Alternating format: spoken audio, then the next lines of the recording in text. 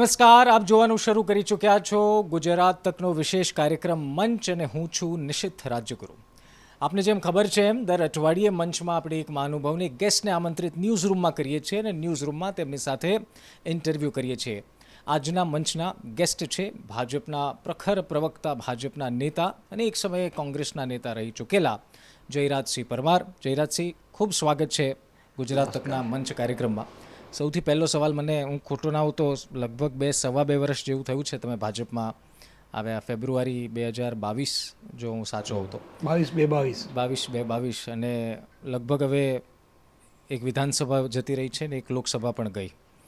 શું ફેર લાગે છે? કોંગ્રેસમાં તમે આટલા વર્ષ રહ્યા, હવે ભાજપમાં 2-2.5 વર્ષનો સમયગાળો પસાર થઈ ચૂક્યો છે, ઇલેક્શન 2 કાઢ્યા છે, સીધો તફાવત શું લાગે છે બે પક્ષોમાં? નિશિતભાઈ, બહુ સરસ સવાલ પણ કર્યો છે ને ગુજરાત તકના પ્રતિષ્ઠિત માધ્યમથી. ગમતો સવાલ તમે કર્યો મને, કારણ કે જ્યારે તમે બંને એકબીજાની સખત વિરુદ્ધ વિચારધારાઓની વચ્ચેથી પસાર થયા હોય ત્યારે દરેકના મનની અંદર આ એક સવાલ હોય છે. દરેક કાર્યકર્તા, આપ તો જાહેર માધ્યમોમાંથી વાત કરો છો, પણ એ સિવાય એક નાનો કાર્યકર્તા પણ અમને પૂછે છે કે બાપુ કેવું લાગે છે, ફાવે છે આપને ત્યાં? હું થોડોક વધુ પડતો એક્સ્ટ્રોવેટ બોલકો વ્યક્તિ તરીકે જાણીતો છું, એટલે ટાર્ગેટ વધુ થવાય ને આમ પણ મીડિયા ફેસ, એટલે સ્વાભાવિક છે કે વિચારધારાને, મેં મારી પાર્ટીની વિચારધારાને એક મોટા પ્લેટફોર્મ ઉપર એમ્પ્લિફાય કરવા માટે જે વાત મૂકી હોય, કારણ કે પ્રવક્તાનો પોતાનો એક ધર્મ હોય છે. જરૂરી નથી કે તમે જ્યારે જે વાત કરતા હોય, તમે જે વાત મૂકી હોય 100% સાચી જ હોય, ખોટી હોય એવી વાત નથી કરતો, પણ પ્રવક્તાનો બેઝિક ધર્મ છે કે તમે જે પાર્ટીને રિપ્રેઝેન્ટ કરતા હોય અથવા જેના વતી છો તો તમે એનું તો મુખપત્ર છો, એનું માઉથપીસ છો તમે, એટલે પાર્ટીની વાત તમારે જાહેર માધ્યમોમાં પ્લેટફોર્મ ઉપર મૂકવી પડે છે. એટલે ઘણી બધી વાતો એવી પણ હોય કે કોંગ્રેસમાં અત્યારે નહીં કહેવા જેવી વાતો પણ કહી હોય અને ઘણી કહેવા જેવી વાતો નહીં કીધી હોય. એવું જ ભારતીય જનતા પાર્ટીમાં છે. હું દંભ કરતો નથી, કોઈ હિપોક્રેસીનો અહીંયા કોઈ સવાલ ઉપસ્થિત થતો નથી, પણ વાસ્તવિક રીતે તમે શ્રેષ્ઠ તમે રિપ્રેઝન્ટેશન ત્યારે જ કરી શકો કે જ્યારે તમારી મનની અંદર, પોતાના મનની અંદર ક્લેરિટી હોય. જે વાતમાં તમે કન્ફ્યુઝ હોય એ વાત તમે લોકોને ના કરે, અને સામેવાળાને તમે કન્વિન્સ ના કરી શકો તો કન્ફ્યુઝ કરો. આ પ્રવક્તાનો બીજો પણ નિયમ છે. ચાણક્યએ ભાઈ કહ્યું છે કે તમે સમજાઈ શકો, ના સમજાઈ શકો તો ગૂંચવી નાખો. તો રાજનીતિની અંદર ઇલેક્ટોરલ સિસ્ટમમાં સરવાળે હાર અને જીત આ જ એક અગત્યની બાબત હોય છે. રાજકીય પક્ષોમાં વિચારધારા, પછી 365 દિવસ 24/7 એની કામગીરી, આ બધું ખરું, પણ બધાના મહદ અંશે જુદા જુદા રોલ હોય છે. આપણા દેશની બહુપક્ષીય જે લોકશાહીની વ્યવસ્થા છે, એ લોકશાહીની વ્યવસ્થામાં પહેલાંનો જમાનો હતો કે માથા કાપીને રાજ મળતા હતા. હવે જે માથા વધારતા હતા એ રાજ હવે મળે છે. એટલે પહેલાં જે માથા વધુ વધેરી નાખે એને રાજ મળતું હતું, એટલે વધેરતા હતા, એટલે સામસામે યુદ્ધો થાય, લશ્કર લડે, સામસામે મરી જાય, લોહીની નદીઓ વહી જાય, કોઈ બેન ભાઈ ગુમાવે, કોઈ માતા દીકરો ગુમાવે, કોઈ પત્ની પતિ ગુમાવે, ત્યારે અસંખ્ય કુંવારી પછી રાજસત્તા બદલાતી. આજે લોહીનું એક ટીપું ધરતી ઉપર ના પડે અને આખી સત્તા બદલાઈ જાય, એ સુંદર વ્યવસ્થા એટલે લોકશાહી. ભણતા હતા નાગરિક શાસ્ત્રમાં લોકોનું લોકો માટે, લોકો વડે, of the people, by the people, for the people, it's okay. પણ સરવાળે મૂળ વાત આ કે તમારે એક રાજસત્તામાંથી બીજી રાજસત્તામાં જવું હોય તો યુદ્ધ કરવું પડે. તો યુદ્ધ કયા પ્રકારનું છે એ યુ હેવ ટુ ડિસાઇડ, તમારે નક્કી કરવાનું છે. કોંગ્રેસ હારે કયા પ્રકારનું યુદ્ધ? એ જ વાત કરે, એના ઉપર જ આવતો હતો. જે કોંગ્રેસની અંદર હતી, તો કોંગ્રેસની અંદર બહુ સ્પષ્ટ રીતે કહું, આ દેશની અંદર અનેક વિચારધારાઓ છે, એમાં મુખ્ય 3 વિચારધારા આજે પણ પ્રસ્તુત છે. થોડીક વાત એવી કરીશ કે જે કદાચ લોકભોગ્ય ના હોય પણ થિયરિકલ વાસ્તવિક રીતે સત્ય છે. જમણી કેમ કહેવાય, ડાબેરી કેમ કહેવાય, એમાં નથી પડતા, એની ડેફિનેશનમાં આપણે જતા નથી, પણ આ દેશની અંદર એક રાઇટ વિંગ એટલે જમણેરી વિચારધારા પ્રસ્તુત છે, બીજી ડાબેરી વિચારધારા છે. આ બંનેની વિચારધારાની વચ્ચે ત્રીજી એક સેન્ટરિસ્ટ વિચારધારા પણ વિકસેલી છે, જે કોંગ્રેસ મોટે ભાગે કોથળામાં રહીને પાનસેરી મારવાની જે નીતિ કોંગ્રેસની હતી મેં નજરની સામે જોયેલું છે. આમાં અત્યારે કોંગ્રેસ કે ભાજપનો ટીકા કરવાનો આ પ્લેટફોર્મ પણ નથી, પણ વાત એ છે કે જે તમે તમારો જે હિડન એજન્ડા છે એને તમારે પ્રસ્તુત કરવા માટે બહુ ટેક્ટફુલી તમે જે વાત મૂકો એ વાત ખૂબ અગત્યની હોય છે, અને એને તમે કઈ રીતે લો છો. હું તમને બે ઉદાહરણ આપું કે લેફ્ટિસ્ટ તો પહેલાં જ્યારે આપણી આઝાદી પછી જવાહરલાલ નહેરુજી પછી છેક ઇન્દિરાજી સુધી રશિયાનું આ દુનિયા ઉપર વર્ચસ્વ હતું. અમેરિકા હતું પણ રશિયાની સાપેક્ષમાં ખૂબ પાછળ, એટલે મિખાઇલ ગોર્બાચોવને એમના જમાનાની હું વાત કરું છું, બ્રેઝનેવને ગોર્બાચોવની એ વિચારધારા હાવી હતી. એ વિચારધારા હાવી હોય એટલે સ્વાભાવિક છે ચાઇના કે જેપનીઝ કે મોંગોલિયન કે જે બધી સેપિયન્સ જેટલા લોકો છે બધાય, એટલે અહીંયા આપણે ડાબેરીઓનું વર્ચસ્વ હતું. ડાબેરી વિચારધારા સાચી ખોટીમાં પડતા નથી, એમાં પાછા બીજા ડિબેટ થાય જુદી, પણ એ વિચારધારાની સામે પેરેલલ આઝાદી પહેલાં પણ એક હિન્દુ મહાસભા, એના પછી જનસંઘ પછી ભારતીય જનતા પાર્ટી, તો બીજી એક વિંગ સતત આ વિચારધારા સાથે જોડાયેલી હતી જ. મહાત્મા ગાંધીની આપણે વાત કરું, મહાત્મા ગાંધી કોંગ્રેસના પ્રમુખ હતા ને ત્યારે એ રાષ્ટ્રપિતા લોકો કહેતા, રાષ્ટ્રપિતા એટલે કોંગ્રેસ પ્રમુખ, સમજો. એટલે જે વિચારધારા હતી કે કોંગ્રેસ પાર્ટી, તો કોંગ્રેસ પાર્ટીની વિચારધારા એ વખતે નક્કી નહોતી. કોંગ્રેસનો મિનિંગ તો ક્લબિંગ એવો થાય છે, એકઠા થવું, ભેગા થવું, ક્લબિંગ એટલે કોંગ્રેસ. તો જે લોકો આઝાદીને લડાઈ અપાવવા માટે ભેગા થયા હતા ને એમાંથી એક પોલિટિકલ પાર્ટી ઊભી થઈ. બધે બની છે. આસામ ગણ પરિષદમાં તમે એજીપી હતી, પ્રફુલ્લ મહંત તો સીએમ થયા હતા, શું હતું? વાત તો એ જ હતી. એટલે સરવાળે એટલી બધી ક્રેડિબિલિટી, ગુડવિલ ઊભી થઈ હતી આઝાદીની લડાઈમાં, અંગ્રેજોની સામેની લડાઈમાં હતા બધા જ. એવું નહોતું કે બાકીના લોકો વીર સાવરકરથી લઈને બીજા લોકો નહોતા જોડાયા, એ મુદ્દો નથી. બધા જ લોકો હતા, પણ એ વખતે મિશન શું હતું? આઝાદી.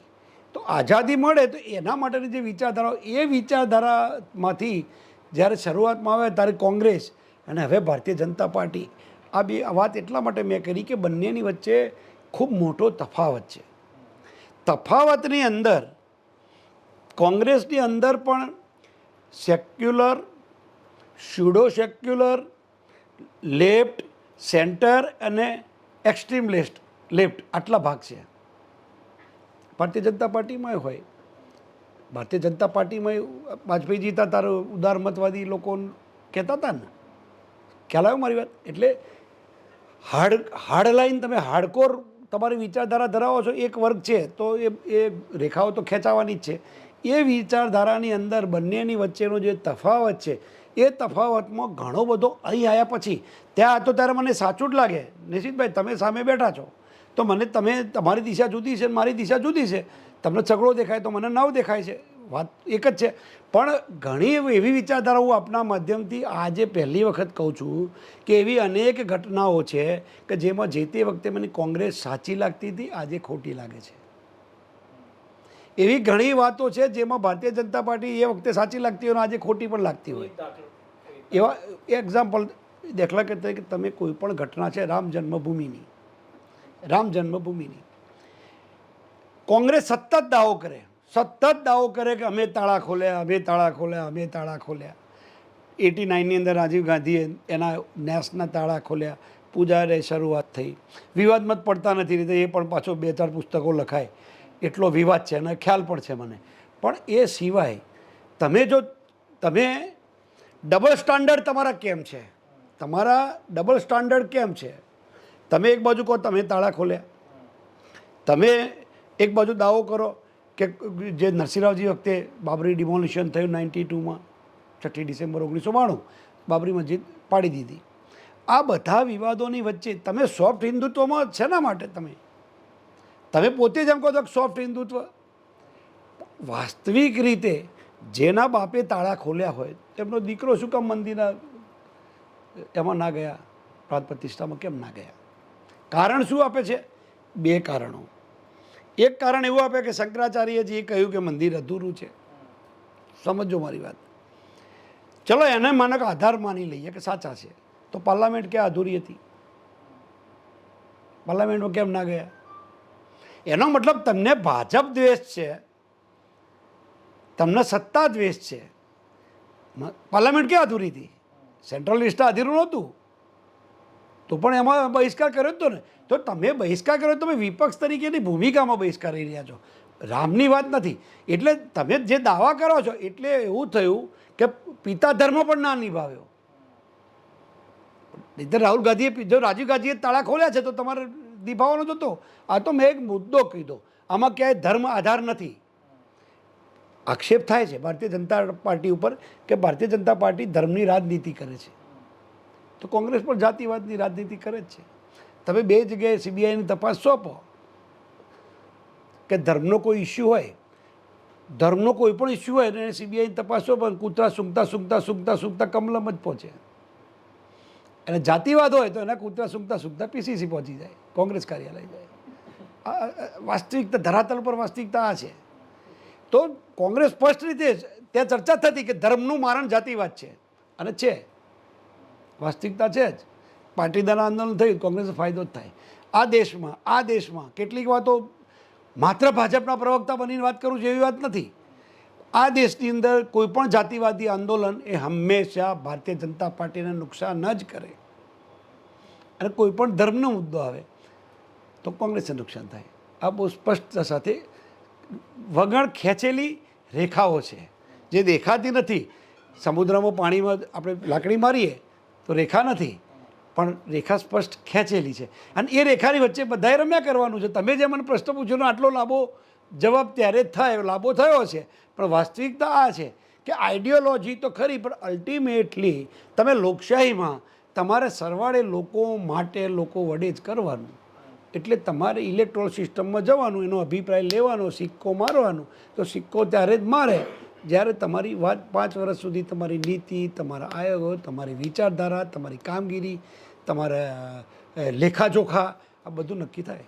જી જયરાજસિંહ, વાત સાચી. હવે થોડા ગુજરાત તરફ આવીએ આપણે. ગુજરાતમાં એક ફોટો ખૂબ જ અત્યારે વાયરલ થઈ રહ્યો છે, છેલ્લા ઘણા સમયથી છે આ ફોટો, અને આપને પણ હું દેખાડવાનો પ્રયત્ન કરીશ. કયો ફોટો છે? આ ફોટો અર્જુનભાઈ મોઢવાડિયા સાથેનો.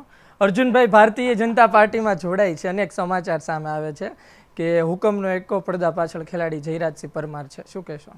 ના, અર્જુનભાઈ મારા સિનિયર લીડર છે. હું અર્જુનભાઈ પાસેથી માર્ગદર્શન લઉં. શું ચર્ચા શું થતી હતી બધું? ચર્ચા તો એ નિશિત વ્યાસ જે અત્યારે જનરલ સેક્રેટરી અને કોંગ્રેસના મોટા નેતા છે પ્રદેશ કક્ષાના, એમના ત્યાં મેરેજ હતા, મેરેજમાં મળ્યા હતા. હવે અર્જુનભાઈ તે દિવસે સીજે ચાવડા પણ હતા. હા, બરાબર. બંને. હા, હવે બંને મારા તો ખાસ મિત્રો. મેં તો અર્જુનભાઈ તો મારા પ્રમુખ સાહેબ હતા ત્યારે હું મુખ્ય પ્રવક્તા હતો, અને એ સિવાય બધા જ કોંગ્રેસના બધા જ જેટલા જ પ્રોગ્રામ હતા, એ જનમિત્રનો હોય, એના પછી JNLના પ્રોગ્રામ, બરાબર, તે લઈને બધા જ પ્રોજેક્ટ મારી પાસે હતા, અને હું એનો કન્વીનર હતો. એટલે સ્વાભાવિક છે હું એમની ખૂબ નજીક અર્જુનભાઈ સાથે મેં કામ કરેલું છે. પણ અર્જુનભાઈ મારા નેતા છે. હું કહું અર્જુનભાઈ આવી જાય એ વાતમાં ભલે યોગાનુયોગ હોઈ શકે એવું કે ભાઈ કાગડો બેઠો ડાળ ભાગી ગઈ, પણ એવું કશું છે નહીં. સીજે ચાવડા પણ મારા કરતાં વડીલ છે, મોટા પણ છે, ધારાસભ્ય છે, સિનિયર છે. એટલે એમને આવવાના નિર્ણયો એમના વ્યક્તિગત છે. બંને સિટિંગ ધારાસભ્ય છે, બંને 17ના મેન્ડેટમાં જીતીને આવ્યા છે. જ્યારે 17 ચૂંટાઈને આવ્યા માત્ર, એટલા હાર્ડ મેન્ડેટમાં પણ એ બંને નેતાઓ ચૂંટીને આવ્યા છે. હા, એક વાત ચોક્કસ છે કે બંને મારા ખૂબ નજીકના મિત્રો છે, જેમની સાથે મેં 5-5, 10-10 લાખ કિલોમીટર પ્રવાસ ગાડીમાં કર્યો સાથે. અને હું તો બહુ સ્પષ્ટ કહું, હું તો 14 વર્ષનો હતો ત્યારથી મને તો આ વાયરસ લાગી ગયેલો હતો રાજનીતિનો, સ્પષ્ટતા સાથે. મને કોઈ લાવ્યું નથી, કોઈથી આકર્ષાય એવું હતું જ નહીં. મને નેચરલ કોર્સમાં રાજનીતિનો શોખ હતો, અને જેટલા MLA MP સિવાયના જેટલા જ વચ્ચેના જેટલા મુકામો હોય એ બધા મેં ભોગવેલા છે. એ ક્લાસમાં CRA થયેલો છું, MG સાયન્સ કોલેજમાં GSA હતો, ગુજરાત યુનિવર્સિટીમાં સેનેટ સભ્ય થયો, ચૂંટાયેલો સિન્ડિકેટે હતો, ઉત્તર ગુજરાત યુનિવર્સિટીમાં સિન્ડિકેટ સભ્ય રહ્યો છું, ડૉક્ટર બાબા સાહેબ આંબેડકર યુનિવર્સિટીમાં પણ બોર્ડ મેનેજમેન્ટમાં રહ્યો છું. એટલે જે કેમ્પસ પોલિટિક્સથી શરૂ કરી અને એના પછી પાછું જિલ્લા પંચાયત મતદાનવાર, એમાં પાછો બાંધકામ સમિતિનો ચેરમેન, સ્ટેન્ડિંગ કમિટી ચેરમેન, પ્રમુખ, નેતા પ્રતિપક્ષ, વિપક્ષનો નેતા, બધું જ. એ સિવાયના બધા પ્રોજેક્ટ કોંગ્રેસે જેટલા કોંગ્રેસમાં હતો ત્યારથી જેટલા પ્રોજેક્ટ કરે, ભાજપમાં તો 2 વર્ષ થયા છે. છતાં પણ પ્રદેશની મુખ્ય કારોબારીમાં છું, પ્રવક્તા પણ છું, અને જોઈનિંગ કમિટી જે હમણાં બધાને જોઈન કરવાની 5 જણની જે કમિટી, મુખ્ય કમિટી હતી ચૂંટણી પહેલાંની, એમાં પણ છું. એટલે એ અર્જુનભાઈના આવવું, સીજે ચાવડાના આવવું, આ યોગાનુયોગ છે. પણ એટલી વાત સારી કે ત્યાં આવડા બહુ નજીકના મિત્રો છે, તો ઘણા સાથે કામ કર્યું હતું, ટેસ્ટ બી આપણને ખબર છે, તો ત્યાં હતા એની જગ્યાએ જોડે હોય તેમાં શું ખોટું. જી યુવરાજસિંહ, એક આપે કોલેજની વાત કરી તો એક વિદ્યાર્થી નેતા યુવરાજસિંહ જાડેજા આપની સાથેના સંબંધો એમના ખૂબ જ પ્રચલિત છે. જ્યારે યુવરાજસિંહ અહીંયા આવ્યા હતા, અમારી પણ એમની સાથે વાત થતી રહી, ત્યારે અમે એમને સવાલ પૂછ્યો હતો કે એવી વાતો વહેતી થઈ છે કે જયરાજસિંહ આપને લાવવા ઈચ્છે, આપે કહ્યું એ કમિટીના મેમ્બર છો, કેટલી વખત પ્રયત્ન થયા અને સામે શું જવાબ શું હતા? જો આમાં 2-3 વસ્તુ છે કે આ એક નશો છે, સમજો. હું કેટલીક વાતો સાવ પોલિટિક્સ સિવાયની બી વાતો કરી રહ્યો છું ખુલ્લીને. તમે મને કહ્યું કે આ ખુલ્લું પ્લેટફોર્મ છે. દરેકને પોતાનો એક નશો હોય છે અને એ નશાના આધારે જીવી શકાય. મુકેશભાઈ અંબાણી સવારે 6 વાગે ઉઠી અને એમની ઓફિસમાં 7 વાગે પહોંચી જાય છે, અને 4 વાગે ઉઠે જરૂર જ નથી. 769 પેઢી સુધી ખાય, રોજ 1 લાખ રૂપિયા વાપરે તો એવું હમણાં પેલા ભાઈ રાજકોટથી પત્રકાર જગદીશભાઈ મહેતાએ હમણાં ગણ્યા હતા, એમને કંઈક ગણિત આપણે એમાં પડતા નથી. તો 700 પેઢી ખાય એટલે 500 વર્ષ મોગલોનું શાસન, 500 રાજપૂતોનું, પછી 200 અંગ્રેજોનું, એ બધું કર્યા પછીના એટલો બધો ઈસવીસન પૂર્વે જતા રહી, એટલો પૈસા છે. છતાંય શેના માટે કેમ ઓફિસમાં 7 વાગે ઉઠીને પહોંચી જાય છે? એ તમને જીવાડે. સાયકલની ગતિ, સાયકલની પેડલ મારો તો સાયકલ સ્થિર ઊભી રહે. વાહન તે ઓડિયન હલેસા મારશો તો જ ચાલશે. એટલે ગતિ તૂટી જાય તો પછી તમે નીચે પડી જવાના છો. એટલે તમે જે વાત કરી એનો મુદ્દો આટલો જ છે, સ્પષ્ટતા સાથે, કે દાખલા તરીકે એ ગતિમાંથી તમે બહાર આવી જાઓ તો તમારું પેશન નહીં રહે, પેશન નહીં રહે તો પણ જિંદગી જીવવાનો અંત નહીં. એટલે તમે જુઓ, એટલે ફૂલ તમારે એટલી પ્રવૃત્તિ નહીં કરવી, સાવ નિવૃત્તિ નહીં. આપણે જો સોશિયલ મીડિયામાં બધું વાંચીએ છીએ એ બધું વાંચવું છે, એકદમ નિવૃત્તિ નહીં. એ મુદ્દો બધે કામ કરે છે, બધે જ કામ કરે. પણ એના કારણે જ તમે જે પ્રશ્ન પૂછ્યો, શું પ્રશ્ન પૂછ્યો મને? યુવરાજસિંહનો. તો યુવરાજસિંહ દાખલા કે એવા નશો હોય છે, તો એ નશો દાખલા તરીકે અત્યારે યુટ્યુબર છે, તો યુટ્યુબર છે, આમાં આ તમારા આ પ્રોજેક્ટ પ્લેટફોર્મની વાત નથી કરતો. દરેકનો પોતાનો એક ફિક્સ વર્ક છે. તમે એની બહાર જશો, મારે 1 મિલિયન સામે લખ્યું છે ને, મારે ફેસબુક પર શાહરૂખ ખાનનું ઈદના દિવસે પિક્ચર પણ એમ કેવું ચાલે એવી મારી પોસ્ટ ચાલે. મેં 2000 કરતાં વધુ બ્લોગ લખ્યા છે, 2000 કરતાં. પુસ્તક છપાવું તો ઓછામાં ઓછા 50 કરતાં વધુ પુસ્તકો થાય એટલું મેં જાતે લખ્યું છે. અને બધા વિષયો ઉપર લગભગ 3,500-4,000 વિષયો ઉપર, જુદા જુદા વિષયો. એટલે એવું નહીં કે હું વિજ્ઞાનનો વિદ્યાર્થી છું, પાછું હું કોઈ આર્ટ્સ, કોમર્સ, ઇતિહાસનો વિદ્યાર્થી નથી. પણ એ મેં આજે છોડી દીધું. મારું પ્લેટફોર્મ આજે ચાલતું જ નથી. મારી વાત આપ સમજો છો કહેવા માગું છીએ. યુવરાજસિંહનો બેઝ, યુવરાજસિંહની ઓળખ ટીકા નથી કરતો અથવા તો એમનો વખાણ નથી કરતો. યુવરાજસિંહ એક વિદ્યાર્થી નેતા તરીકે જે રીતે જે વાત લઈને નીકળ્યા છે એ જ વાતમાં નહીં, લોકો પણ એવું રાખે છે. લોકો ત્રાજવેથી તોલતા નથી, સત્ય અસત્યમાં લોકો નથી પડતા.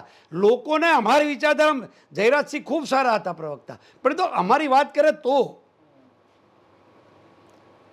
આપ મારી વાત સમજો છો. તો હું કોંગ્રેસની આજે વાત ના કરું તો મારે મિલિયન સબસ્ક્રાઈબર કંઈ કામના નથી. 1 મિલિયન. તમારી જે ઓળખ છે એ ઓળખ જ્યારે તમે તમારી વ્યક્તિગત ઓળખ ઊભી કરો ત્યારે તમે બ્રાન્ડ બનો છો. અને તમે જ્યારે બ્રાન્ડ બનો છો ત્યારે તમારો કોઈક ઉપયોગ કરવાનું છે. શાહરૂખ ખાન ફિલ્મનો હીરો છે, પણ એડમાં આવે તો એ બ્રાન્ડ છે એટલે એનો માલ વેચાય છે. તો તમારો માલ ત્યારે જ વેચાય. એટલે હું કેટલીક વાતો એવી કહું છું કે જે કદાચ થોડીક પાર્ટી લાઇનથી જુદી હોય, પણ તમારી ક્રેડિબિલિટી ડેવલપ નહીં થાય. હર્ષદ મહેતા જેલમાં ગયા પછી મવડીમાં છૂટ્યા ત્યારે મવડીમાં એમની સાથે ડિનર લેવા માટે 1000 જણનું વેઇટિંગ હતું. આ બધું ક્યાંય તમને પુસ્તકો છાપવામાં નહીં વાંચવા જોવા મળે. સમજો, આ વિચારધારાની વાત કરું છું. 1000 જણા હર્ષદ મહેતા સાથે ડિનર લેવા, અને એ હર્ષદ મહેતા જેને આ દેશનો સૌથી મોટો ગદ્દાર આ દેશમાં સૌથી 5,000 કરોડનું પહેલું કૌભાંડ 4 આંકડાનું ગણી શકાય એવું પહેલું કૌભાંડ જો કોઈ આવ્યું હોય તો હર્ષદ મહેતામાં, છતાં એની સાથે ડિનર લેવા માટે લાઈન લાગી હતી. એટલે લોકોની વિચારધારા સમજવી અઘરી છે. પ્રજા કોને હીરો માને છે, પ્રજા કોને એન્ટી હીરો માને છે, એ તમારે નક્કી કરવું બહુ અઘરું છે.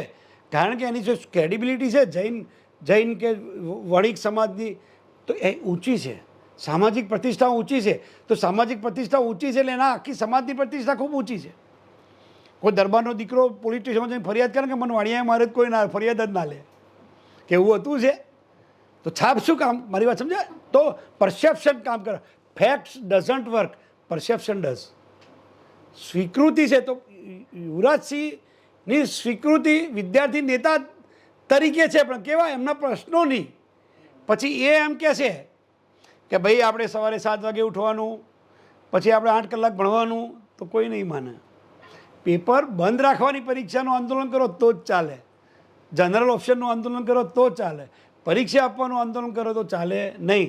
સાચે ન જગપતિ જઈ જૂઠે જગપતિ આઈ, ગલી ગલી ગોરસ ફીરે મદિરા બેઠી બીકાય. વ્રજ ભાષામાં આ લખેલું છે. એટલે તમારે દૂધ દહીં છાશ ગાંટા પાડી વેચવા નીકળવું પડે, દારૂ બેઠા બેઠા વેચાય, હોમ ડિલિવરી થાય, એટલે મદિરા બેઠી બીકાય. જયરાજસિંહ, એક સવાલ એ છે કે જ્યારે જયરાજસિંહે રાજીનામું આપ્યું ત્યારે વાત હતી કે ભાઈ અમને ટિકિટ માગી હતી. પહેલાં તો એ જાણી લેવું છે કે કોંગ્રેસમાંથી કઈ બેઠકમાંથી ટિકિટો માગી હતી. અને જ્યારે રાજ્યસભામાં જવા માટેના નામ ચર્ચાતા હતા ક્ષત્રિય સમાજમાંથી, ત્યારે એક નામ થોડા દિવસ પછી સામે આવ્યું હતું છેલ્લા દિવસોમાં કે જયરાજસિંહને પણ રાજ્યસભા મોકલી શકે છે. કેસરી દેવસિંહને મોકલ્યા, પણ એ વાત કેટલી દમવાળી હતી? આપની સુધી વાત પહોંચી જશે આ વાત? શું કહેશો? જો આ જે વાત કરી તમે એ મને કંઈ ખ્યાલ નથી. આ તો પાર્ટીના ઇન્ટરનલ પ્લેટફોર્મનો વિષય થયો. સમજો મારી વાત. આ તો પાર્ટીના હાઈ લેવલ વચ્ચે ક્યાં કોને શું નામ ચાલે શું નહીં એ તો કંઈ મને બહુ ખબર નથી. પણ એક વાત સ્પષ્ટ છે કે મેં કોંગ્રેસ છોડી ને તે મેં બહુ સમજણ સાથે છોડી હતી. થોડો લાંબો કરજો કાપજો વાંધો નહીં, પણ મેં સમજણ સાથે છોડી હતી.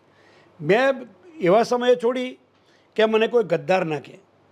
હું એક જ પહેલો એવો નેતા છું કે બધા લોકોએ મારી તરફેણ કરી હતી. કોંગ્રેસના તમામ આગેવાનો કાર્યકર્તાઓએ મારી તરફેણ કરી હતી.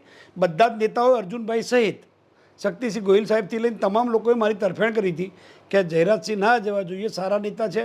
પીસીસીએ ફોન રણકવાના બંધ નહોતા થતા, એટલા કાર્યકર્તાના ફોન આવતા હતા. પણ અમારું વ્યક્તિગત આત્મશ્લાઘા ઘણા છે એટલે બહુ લાંબી વાત કરતો નથી. પણ બાકી પક્ષ ઘણા બધા નેતાઓએ બહુ મોટા મોટા તુરમખાનોએ પાર્ટીઓ છોડેલી છે અને લોકો નીચે પ્લેટફોર્મ ઉપર સોશિયલ મીડિયાના પ્લેટફોર્મ ઉપર નેગેટિવ લખતા થઈ જાય છે. એનું કારણ એટલું જ હતું કે કોંગ્રેસ પાર્ટીની અંદર હું સંદેશ ચેનલની અંદર ચાલુ ડિબેટમાં મને એટેક આવ્યો તો નીચે પડી ગયો હતો ખુરશી ઉપરથી. હું 1.5 મિનિટ લેટ પડ્યો હતો, પ્રાણ પંખીઓ ઉડી જવાનું હતું. મારી વાત સમજો. એટલો સુધી હું કોંગ્રેસ માટે લડ્યો હતો. અચ્છા, જે દિવસે આવ્યા તમે જે વાત કરી ને કે તમને રાજ્યસભામાં નામ ચાલ્યું, તમારી ટિકિટની વાત થઈ હતી, હું બહુ સ્પષ્ટતા સાથે કહું પોલિટિકલ. મેં સમય એવો પસંદ કર્યો હતો કે ચૂંટણી નહોતી, મેં વચ્ચે કોઈ મીડિયેટર નથી. આદરણીય મોદી સાહેબથી લઈને બધા જ મને ઓળખે છે, કારણ કે મારો તાલુકો પણ એક છે.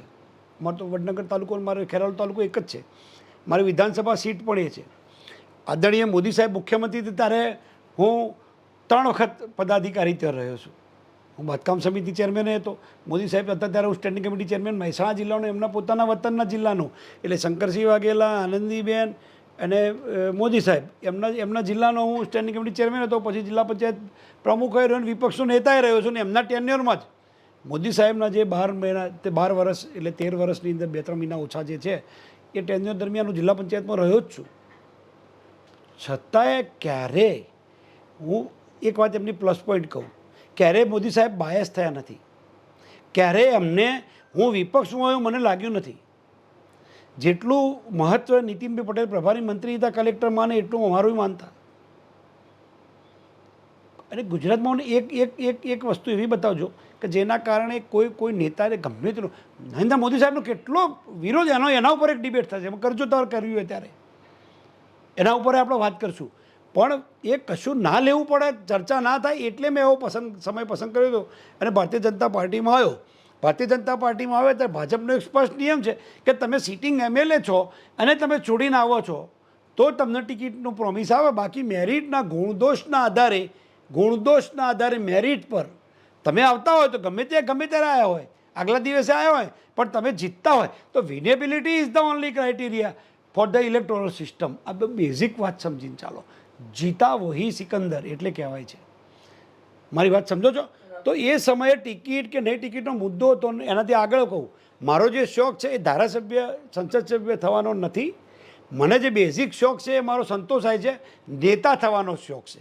Leader who lead the people, જે લોકોના નેતા. મહાત્મા ગાંધી ક્યાં વડાપ્રધાન? સરપંચ નથી થયા.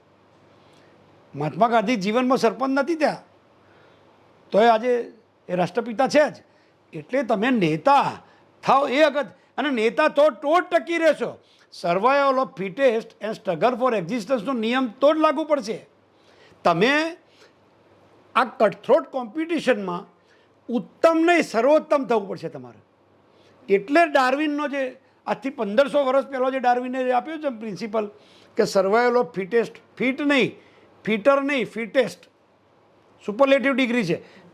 એટલે અને જે ફિટેસ્ટ છે એને દુનિયાની કોઈ તાકાત નહીં રોકી શકે. તમે બેસ્ટ પત્રકાર, તમે બેસ્ટ વાંચવાવાળા, તમે બેસ્ટ ઓરેટર, તમને દુનિયાની કોઈ તાકાત નહીં. તમને આજ તક બી બોલાવશે અને અલ જઝીરાએ બોલાવશે.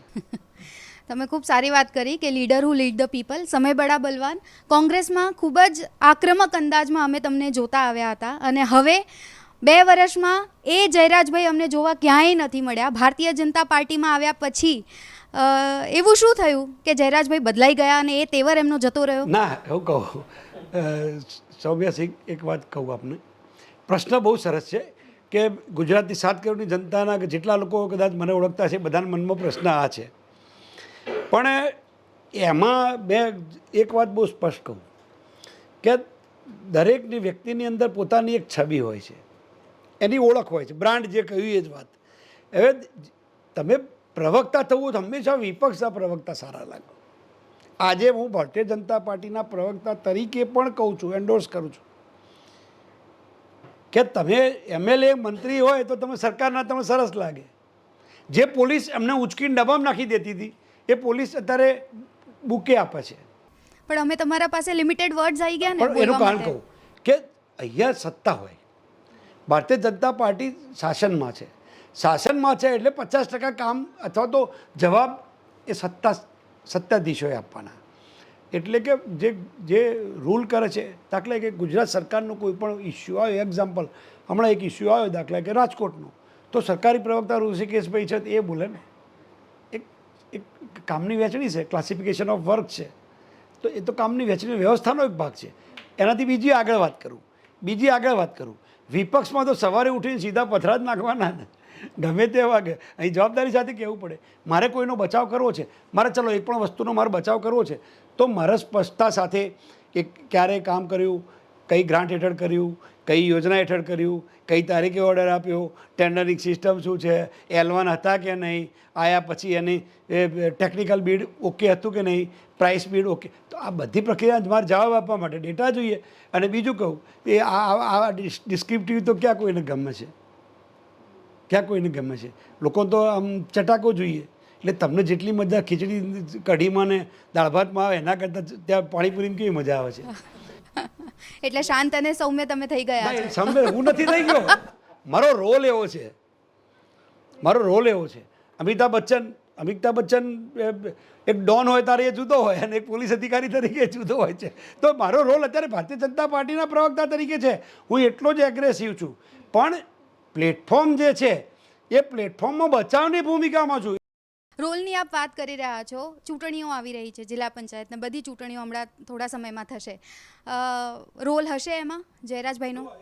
જ્યારે આઝાદી પછી જ્યારે વહીવટ આ દેશની જનતાને પ્રજાસત્તાક બનાવીને સોંપ્યો 1950 26 જાન્યુઆરી, આઝાદી તો મળી પણ આઝાદી પછી ફોર્મેટ નહોતી. એટલે ટેમ્પરરી વચગાળાની સરકાર ઊભી કરીને બધા પક્ષોને, શ્યામાપ્રસાદ મુખર્જી પણ હતા જવાહરલાલ નહેરુના પ્રધાનમંડળમાં, ડૉક્ટર બાબા સાહેબ આંબેડકરજી પણ હતા, બધા ભેગા કરીને કર્યું. પણ પ્રજાસત્તાક બનાવ્યા પછી સૌથી પહેલો વિચાર 1959માં સ્થાનિક સ્વરાજનો, કારણ કે સ્વરાજ મારો જન્મસિદ્ધ અધિકાર છે એવું લોકમાન્ય ટિળકનું આપણે ભણતા હતા, પુસ્તકોમાં આવતું હતું.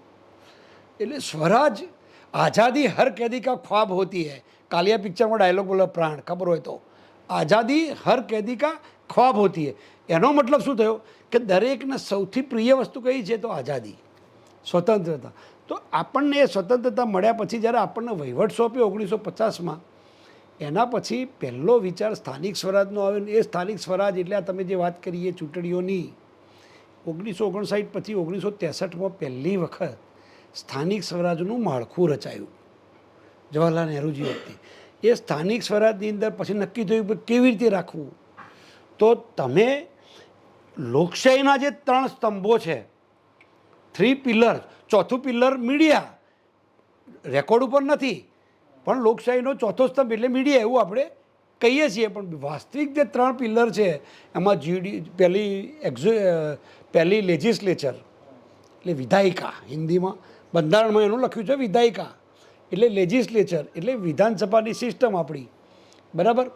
પછી એક્ઝિક્યુટિવ એટલે બાબુશાહી એટલે બ્યુરોક્રેસી, અને ત્રીજું આવે જ્યુડિશિયરી, ન્યાયતંત્ર. આ 3ની અંદર તમે વિધાયિકાની અંદર લોકોનું શાસન લોકો કરે એ સિસ્ટમમાં નક્કી કર્યું કે અર્બન અને રૂરલ. તો અર્બનમાં 2 ટાયર સિસ્ટમ ઊભી કરી, નગરપાલિકા, મહાનગરપાલિકા. પંચાયત 3 ટાયર સિસ્ટમ છે, 3 ટાયર સિસ્ટમ છે, ગ્રામ પંચાયત, તાલુકા પંચાયત, જિલ્લા પંચાયત.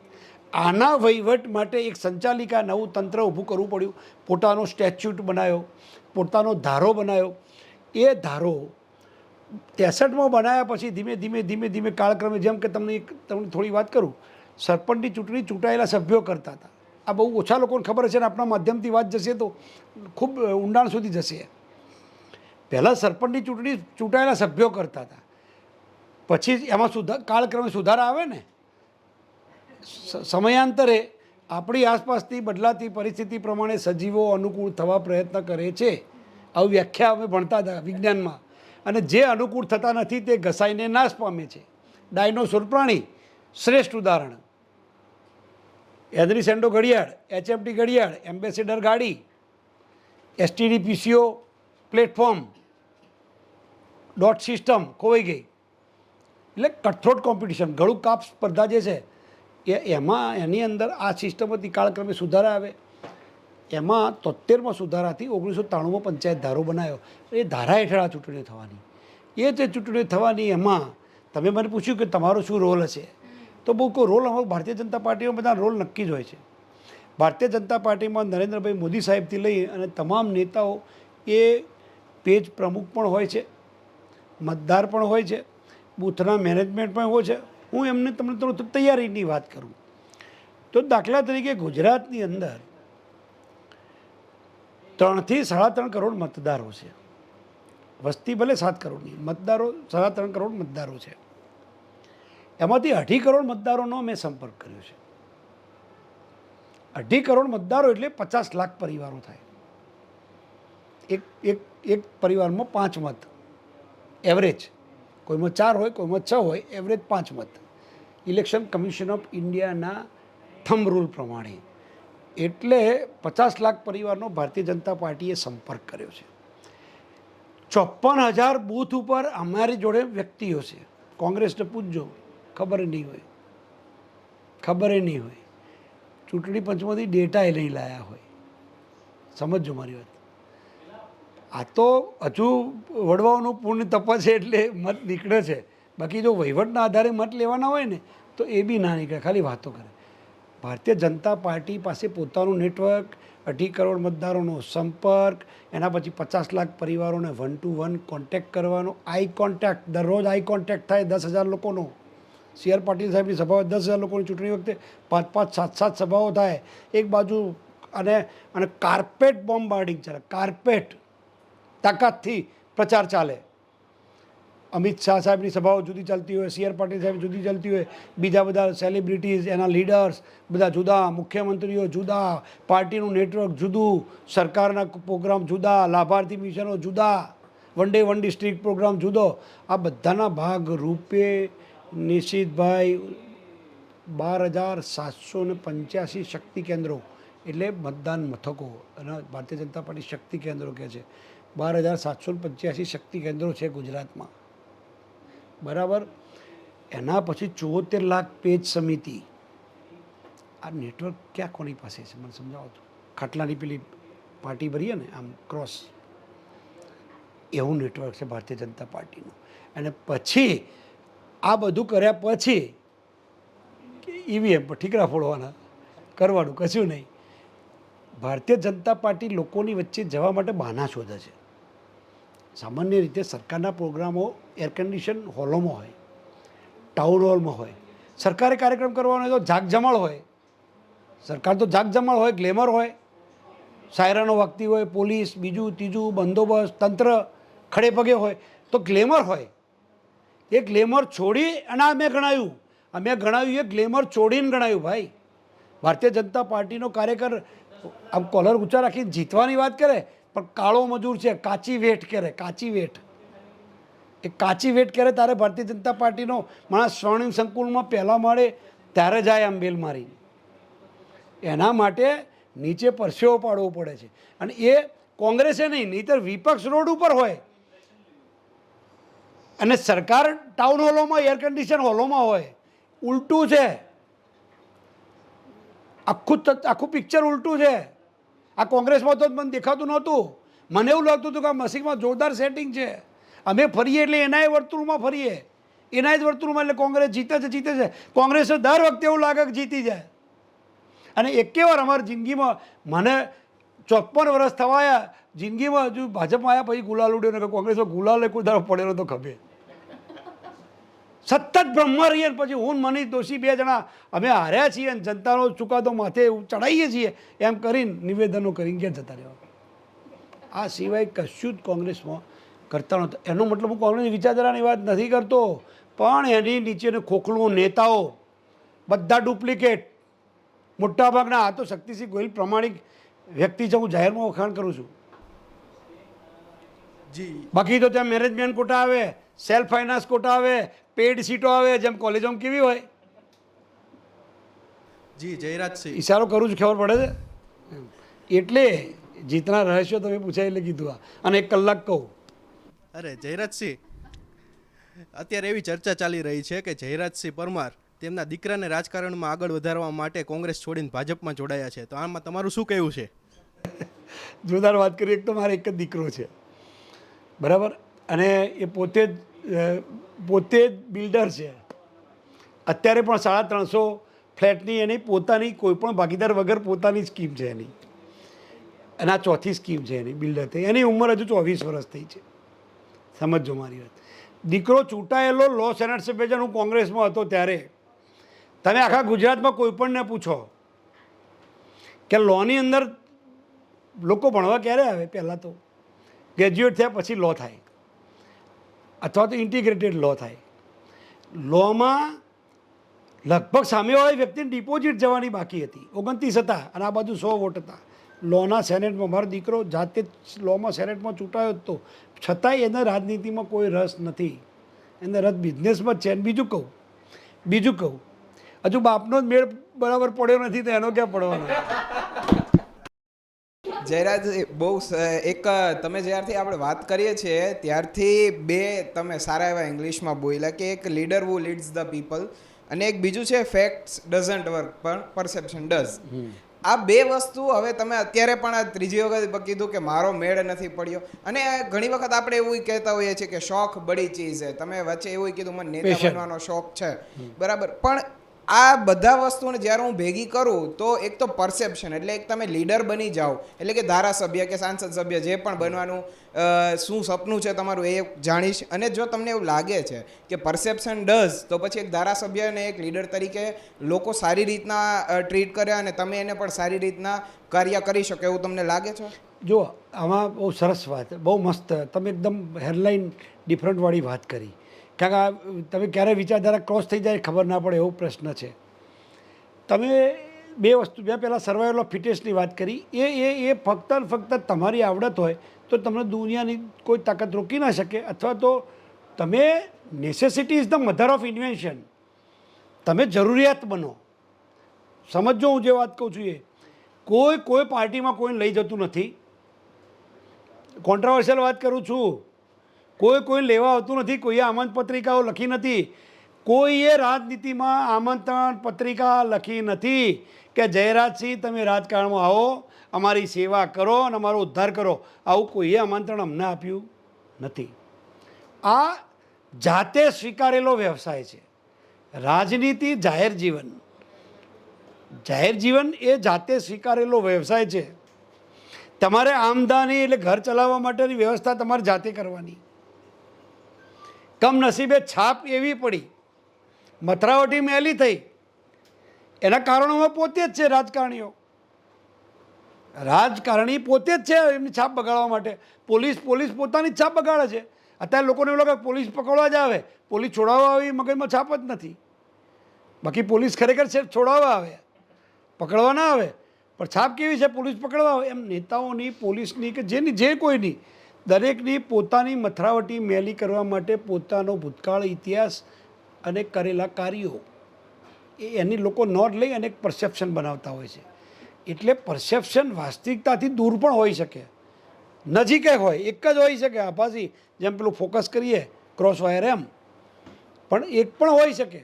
એટલે પરસેપ્શન હંમેશા કામ કરે અને પરસેપ્શન ઉપર જ આખી દુનિયા ચાલે છે. બહુ સ્પષ્ટતા સાથે કહું. આપણને ટ્રમ્પ કહેવાય, તમે કે અમે કે જોયા છે. મોદી સાહેબને તમે ચિત્ર તમારા મગજમાં સ્પષ્ટ છે તો શું છે? પરસેપ્શન છે. પરસેપ્શન શેનાથી ઊભું કર્યું? તમે ક્યાં મળ્યા છો? કલાક હું મળ્યો નથી, તમે ક્યાંથી મળ્યા છો? તો તમે એક છાપ ઊભી કરી. છાપ શેના આધારે? ભૂતકાળના કૃત્યોના આધારે, કરેલા કામોના આધારે. તો એનાથી એક છાપ ઊભી થઈ. બીજા સારા છે. મહાત્મા ગાંધીને આપણે બધા ક્યાં જોયા છે? તો મહાત્મા ગાંધી આવા હતા એવું ચિત્ર દોરી શકાય. એ ચિત્રો બધા સાચા હોય એવું નહીં. મારી વાત સમજે છે? તો તમે 5 ટાઈમ નમાજી કોઈ સજ્જન મુસ્લિમ હોય તો એનાથી અલ્લાહ તાલાનું પૈગંબરનું ચિત્ર સાચું પડે એવું કોને કીધું? ના પડી શકે. એવી જ રીતે સાધુ, સંત, મહાત્મા બંનેની વાત કરું છું, ત્રણેય ધર્મની વાત કરું છું કે એમાંથી એના ઉપરથી તમારા ધર્મ શું છે એ નક્કી થઈ થવું શકે.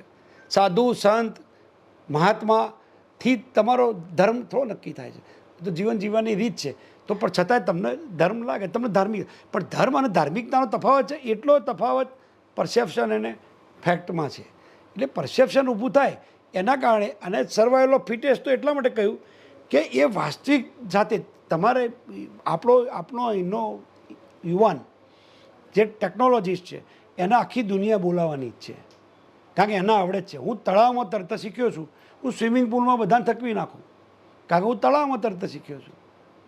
જયરાજસિંહ, આમાં આપણો જવાબ તો આવ્યો નહીં કે તમારે શું ઈચ્છા છે. તમે 3-4 ભેગા પૂછે એટલે ચાણક્યની પણ તમે સર વાત શરૂઆતમાં જ કરી હતી, સમજાવાય નહીં તો ગૂંચવી ગયો. ગૂંચવાય તો હું ગયો, પણ તમારો અધિકાર જ છે. આ પણ એમએલએ કે સાંસદ સભ્ય શું ઈચ્છા શું? આમ આપણે પોતે તમે જ હજી કીધું બાપાનો શું મેળ થવાની નથી એમ? પડ્યો, ક્યાં મેળ પડવાનો? હું કહું,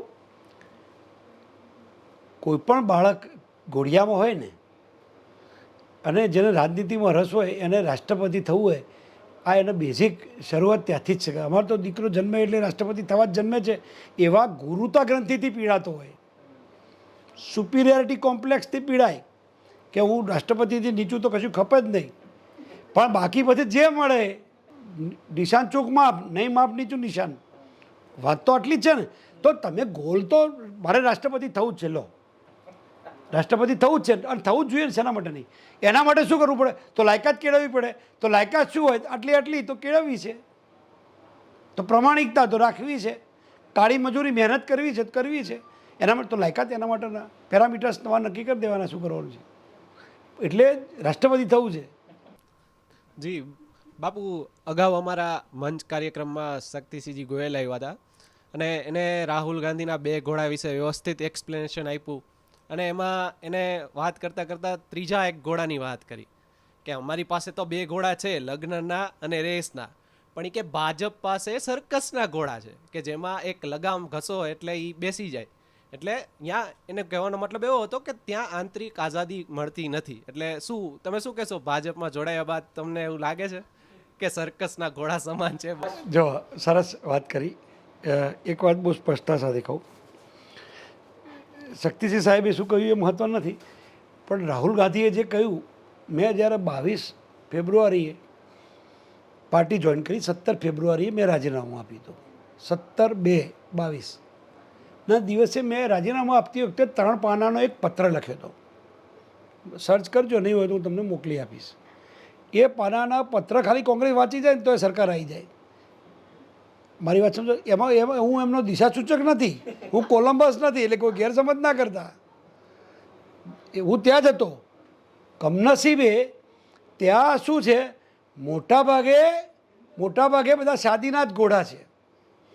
કારણ કે મેં એમની સાથે 30 વર્ષ કામ કર્યું છે, એટલે હું નામ બોલીશ ને તો એમને દુઃખ થશે, વ્યક્તિગત થઈ જશે. જાહેર જીવનમાં બને ત્યાં સુધી કોઈને વ્યક્તિગત આંગળી ચીંધવી ના જોઈએ, એવું મારી માન્યતા છે. એટલે બાકી ત્યાં મોટા ભાગના લગ્નના ઘોડા છે. સર્કસના ઘોડાની તો વાત કરે છે ને, પણ એ તો અહીંયા ડિસિપ્લિન છે. અને કોઈ પણ ફોર્સ જો ડિસિપ્લિનરી ન હોય, ડિસિપ્લિનરી ફોર્સ ન હોય તો એ કેઓસ થઈ જાય. તમારી સિસ્ટમ, તમારી ઓફિસ આજ તકની, તમારું મીડિયા ઇન્ડિયા ટુડે ગ્રુપ, તો તમારે નક્કી કર્યું કે 11 વાગે આવવું એટલે આવવું જ પડે. તમારે કામ સોંપ્યું એ કરવું જ પડે. તો ડિસિપ્લિન તો હોવી જ જોઈએ. એમાં સ્વતંત્રતા, ત્યાં શું છે, સ્વતંત્રતાના નામે સ્વચ્છંદતા છે. સમજો મારી વાત. એ સ્વચ્છંદતા છે એટલે ગમે તેનું કેરેક્ટર એસેસિનેશન થઈ જાય, ગમે તેનું ચારિત્ર હનન કરી દેવાનું, ગમે તેની સામે લડી પડવાનું. ચૂંટણીઓમાં કોંગ્રેસનો કાર્યકર્તા લગભગ બધા એકબીજાને હરાવવા જ પડે. એમની પ્રિય રમત છે કબડ્ડી, અને એનું મુખ્ય કૌશલ્ય શું છે, ટાટિયા ખેંચવાનું. કબડ્ડીનું મેઇન કૌશલ્ય શું, ટાટિયા ખેંચવાનું. આ એમની પ્રિય રમત છે કોંગ્રેસની. શક્તિભાઈ જાણે છે પણ એ બોલે નહીં.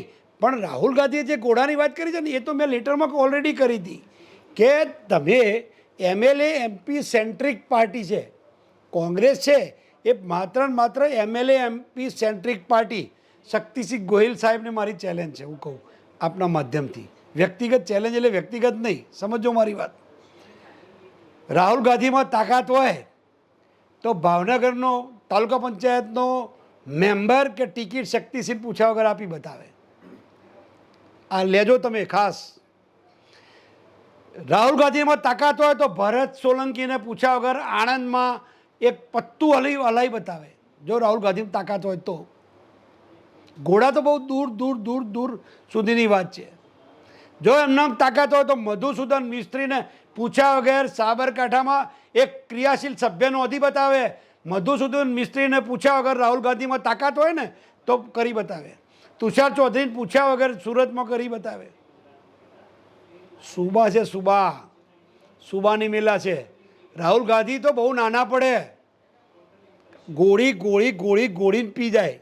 રાહુલ ગાંધીને કોંગ્રેસવાળા તો ઓળખતા એમને 100 જન્મ લેવા પડે. રાહુલ ગાંધીને 100 જન્મ, કોંગ્રેસવાળાને ઓળખતા રાહુલ ગાંધીને તો. રાહુલ ગાંધી સારા વ્યક્તિ છે, મને કોઈ વાંધો નથી. એ સફળ થાય નિષ્ફળ જાય એમનો વિષય છે. એની સાથે વર્ષો સુધી કામ કર્યા છે. ગાંધી પરિવાર, બીજું ત્રીજું કચ્છે જ વાત કરતો નથી. હું ખાલી એક જ વાતની ચેલેન્જ કરું છું, ઘોડા એ ખાલી એક રેસનો ઘોડો, નામ નથી બોલ્યા જ્ઞાનીબેન ઠાકોરનું. લેજો તમે આ માધ્યમથી. રાહુલ ગાંધી છેલ્લે આવ્યા ને તારે બધા શાદીના ઘોડાના નામ બોલ્યા છે, એક પણ રેસના ઘોડાનું નામ નથી બોલ્યા. અને એ નામમાં જ્ઞાનીબેન ઠાકોરનું નામ નથી બોલ્યા. રિસર્ચ કરજો, તમે નથી કર્યું. એક પણ ગુજરાતના એક પણ મીડિયાએ નથી કર્યું. એ બોલે છે કે શાદી ઘોડો અને રેસનો ઘોડો, અને નામ બોલ્યા એ બધા લગ્નના ઘોડા જ બોલ્યા. જી, એમાં એમને એક સવાલ એ પણ કર્યો કે જે કોંગ્રેસ મૂકીને ભાજપમાં જાય છે તો એના પર શું કહેશો? તો કે હવે જે જાય છે એ તો લંગડા ઘોડા છે, એટલે કહેવાનો મતલબ કે એ અહીંયા કશું કરી નથી શક્યા એટલે હવે એ ભાજપમાં જોડાય છે. એના પર શું કહેશો તમે? જો એક વાત કહું, મેં હમણાં જ કીધું એક વાત, બેઝિક પ્રિન્સિપલ છે, સર્વાઈવલ ફિટેસ્ટવાળી જ વાત. ભાજપ એને જ લઈ જાય જેની એને જરૂર હોય. સમજો, ભાજપ એને જ લઈ જાય જેને એને જરૂર હોય. બાકી પછી રાજકીય પાર્ટીઓનું પ્લેટફોર્મ હોય, બધા આવકાર્ય જ હોય. મારી વાત સમજો છો? રાજકીય પ્લેટફોર્મમાં પછી એની જ્યારે ફિલ્ટર વાગે ચારણી, ત્યારે જેની ફિટેસ્ટ હશે એ ટકી રહે છે. પણ લઈ જવાના મુદ્દા ઉપર અર્જુન મોઢવાડાને લઈ ગયા તો 17 આવે ત્યારે પણ એ ચૂંટાયા છે. સીજે ચાવડાને લઈ ગયા તો વિજાપુરમાં ત્યારે જ ચૂંટાયા છે. અમે પ્રવક્તા તરીકે હતા તો એક અવાજ હતા તો લઈ ગયા. મને એક વાત બતાવો, તમે સ્પષ્ટતા સાથે કહું, એ 77થી 17 કેમ થઈ ગયા? 5-25ની જ જરૂર છે. હું રાહુલ ગાંધી બોલ્યા હતા દ્વારકા અધિવેશનમાં કે કોંગ્રેસને 5-25ની જ જરૂર છે. 5-25 જ વધ્યા છે. આ તો આભાર માનો કે ક્ષત્રિય આંદોલન થયું એટલે પગ દેવાની જગ્યા રહી. બાકી ગામના મંડળીના ક્રિકેટ ટીમના કેપ્ટન થવાનું ના છોડે ને એવા ભરતસિંહ સોલંકી ને પરેશ ધાનાણી ને આ બધા મેદાન મૂકીને નાઠા હતા. ખબર હોય તો મેદાન મૂકીને ભાગી ગયા હતા. મારે નથી લડવું, મારે નથી લડવું. એટલે ગ્રામ પંચાયતના સભ્યપદે આ છોડતા નથી, ભૂતકાળમાં છોડ્યા નથી. અને એ મારે લડવું નથી એટલી એકદમ સ્મશાને વેરાગ ક્યાંથી આવી ગયો? રાજા ભરતરીનો વિચાર ક્યાંથી આવી ગયો? શાનો આવી ગયો? બીક લાગતી હતી હારવાની, પણ આ તો આંદોલન થયું એટલે થોડી પગ દેવાની જગ્યા થઈ. તમે ક્ષત્રિય આંદોલનની વાત કરી તો મને એક સવાલ થાય છે કે જ્યારે ભાજપમાં રહેલા ક્ષત્રિય નેતાઓને ખભા ઉપર આ જવાબદારી મૂકી હતી કે આ આંદોલનને કોઈ પણ કાળે શાંત પાડવામાં આવે, ત્યારે તમે કેટલા હદે એમાં ઇન્વોલ્વ થયા અને તમે કેટલું શાંત પાડી શક્યા? આમ વ્યક્તિગત સબ્જેક્ટ છે, આ સેન્સિટિવ પણ છે, ટચી પણ છે, એમાં બોલવું રિસ્કી છે. પણ હું તો કોઈથી ડરતો નથી, ભગવાન સિવાય કોઈથી બીતો નથી. બહુ સ્પષ્ટતા સાથે મને મારો સમાજ સૌથી વધુ વહાલો છે. મારું નિવેદન લો તો આ નિવેદન પણ મારું સાથે લેજો, પેલું પાછલો ભાગ ના આવે. મારો સમાજ મને સૌથી વહાલો છે. 84 લાખ યોનિમાંથી જન્મ લઈએ ત્યારે ક્ષત્રિય સમાજમાં જન્મ મળે છે, આવું શાસ્ત્રોમાં લખ્યું છે. મને રાજપૂત ક્ષત્રિય હોવાનો ગૌરવ છે. સમજો મારી વાત. હું રાજપૂત સમાજનો પ્રમુખ છું. ઉત્તર ગુજરાત રાજપૂત સમાજનો અંગ્રેજોને વખતે સ્થપાયેલી 1946માં સ્થપાયેલી સંસ્થાનો હું પ્રમુખ છું. છતાંય જે આંદોલનની અંદર જે મુદ્દો અસ્મિતાનો હોય, એ અસ્મિતાની અંદર એનું છેલ્લું શસ્ત્ર એ માફી છે. આટલી વાત સમજો છો ખરા? તમને કહું, માફી, અસ્મિતાનો મુદ્દો આ માફી. મેં તમે તમાચો માર્યો, તમે મને તમાચો મારો. મેં તમારી જમીન પડાવી લીધી, મારી જમીન પાછી આપી દઉં. મેં તમારા પૈસા લઈ લીધા, હું પાછા આપી દઉં. પણ જે ભાવનાત્મક મુદ્દા છે, ભાવનાત્મક આવેગો અને લાગણીઓ, પૂજ્ય સચ્ચિદાનંદજીનું એક પુસ્તક છે, આવેગો અને લાગણીઓ. આવેગ પણ ના દેખાય, લાગણી પણ ના દેખાય. એટલે જે ભાવનાત્મક મુદ્દા છે એવો મુદ્દો ઐતિહાસિક પાયા વગરનો રૂપાલાજીએ ભૂલ કરી હતી. સમજો, એમને માફી પણ માગી, 24 કલાક પહેલાં માફી માગી લીધી, એટલે એમનું કર્તવ્ય એમને નિભાવ્યું. બીજા જાહેર પ્લેટફોર્મ પર આદરણીય જયરાજસિંહજી જાડેજાને ત્યાં ગોંડલમાં માફી માગી. ત્રીજી વખત જ્યારે પાર્ટી કહી તો CR પાટીલ સાહેબે પાર્ટી વતી સમગ્ર એક પદાધિકારી તરીકે અને આખી ભારતીય જનતા પાર્ટીના વડા તરીકે CR પાટીલ સાહેબે પણ માફી માગી. અમે પણ સમર્થનમાં હતા. ભારતીય જનતા પાર્ટીની અંદર જે ક્ષત્રિય રાજપૂત આગેવાનો હતા એ કેડરમાં, પ્રદેશ કક્ષાના કે જિલ્લા કક્ષાના, બધાએ સમર્થન આપ્યું હતું કે રૂપાલાજીની વાત ખોટી છે, માફી માગી લીધી. રાજકોટની અંદર આંદોલન થયું 16 તારીખ સુધી બધા સમર્થનમાં હતા. પછી એનું રાજનીતિકરણ થયું, એનો હાથો બીજા કોક બનવા માંડ્યા. પછી ભાજપને હરાવવાનો, કોંગ્રેસે જીતાડો એવી હાકલો થવા માંડી. એટલે પછી મેં નક્કી કર્યું હતું કે હું જયરાજસિંહ પરમાર ક્ષત્રિય જન્મે પણ ભારતીય જનતા પાર્ટીનો જવાબદાર પ્રદેશનો પદાધિકારી છું. મારી પણ ફરજમાં આવે કે મારી પાર્ટીના પક્ષે ઊભા રહેવું જોઈએ. અને જો હું આજે મારી પાર્ટીના પક્ષે નહીં ઊભો રહું તો કાલે પાર્ટીઓ પણ કોઈ પણ ક્ષત્રિય સમાજના નેતાને જોડે ઊભી રાખતા વિચાર કરશે તો ગદ્દાર કહેવાશે. એટલે મેં મારી પાર્ટીની સાથે રહ્યો છું. ક્યારે? જ્યારે એનું કોંગ્રેસીકરણ થયું ત્યારે. સમજો મારી વાત, ક્ષત્રિય સમાજની નહીં, પાયાની ભેદરેખા છે. અને તમે મને પ્લેટફોર્મ આપ્યું છે આ વાત કરવાનું, આ આદિ અનાદિકાળ સુધી આ રહેશે. એટલું કહો કે શું એ તો જીદ જે ક્ષત્રિયોની પછી મારી વાત પૂરી. નહીં, એ જ કહું છું. મારી વાત, માની લો, હું મારો સવાલ પૂરો કરું કે કોઈ નેતા કોઈ સમાજને અપમાન કરે એવું નિવેદન આપે, ભૂલથી આપે કે જાતે કરીને આપે, પછીનો પ્રશ્ન છે. પછી એ નેતા જે સામાજિક વ્યક્તિ છે જેને આપણે નેતા કહીએ છીએ એ માફી માંગી લે તો પૂરું થઈ જાય અને પછી જે ક્ષત્રિયોની માંગ હતી કે તમે ટિકિટ પાછી લો, તો એ જે તમે કહો છો કે કોંગ્રેસીકરણ થયું તો એ જીદ ખોટી હતી અને કોંગ્રેસીકરણ થયું તો કોણે કર્યું? હું અહીં બેઠા બેઠા નિવેદન કરું કે પાકિસ્તાનનો વડાપ્રધાન છે એને હાલ હટાવી દેવો જોઈએ તો મારા કાર્યક્ષેત્રમાં આવે. પણ આ તો ગુજરાત છે ને, પાકિસ્તાન ક્યાં છે? જવાબ આપું છું, એનો આવી જ જશે જવાબ, મારી વાતમાં જવાબ આવી જ જશે.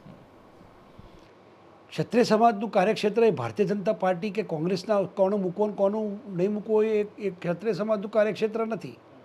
એક સમાજની માંગ છે મારી વાત છે. પાટીદાર સમાજ નક્કી ના કરે કે ભારતીય જનતા પાર્ટીનો કે કોંગ્રેસનો પ્રદેશ પ્રમુખ કોણ બનશે. સમાજ એટલે એક યુનિટ કહું છું.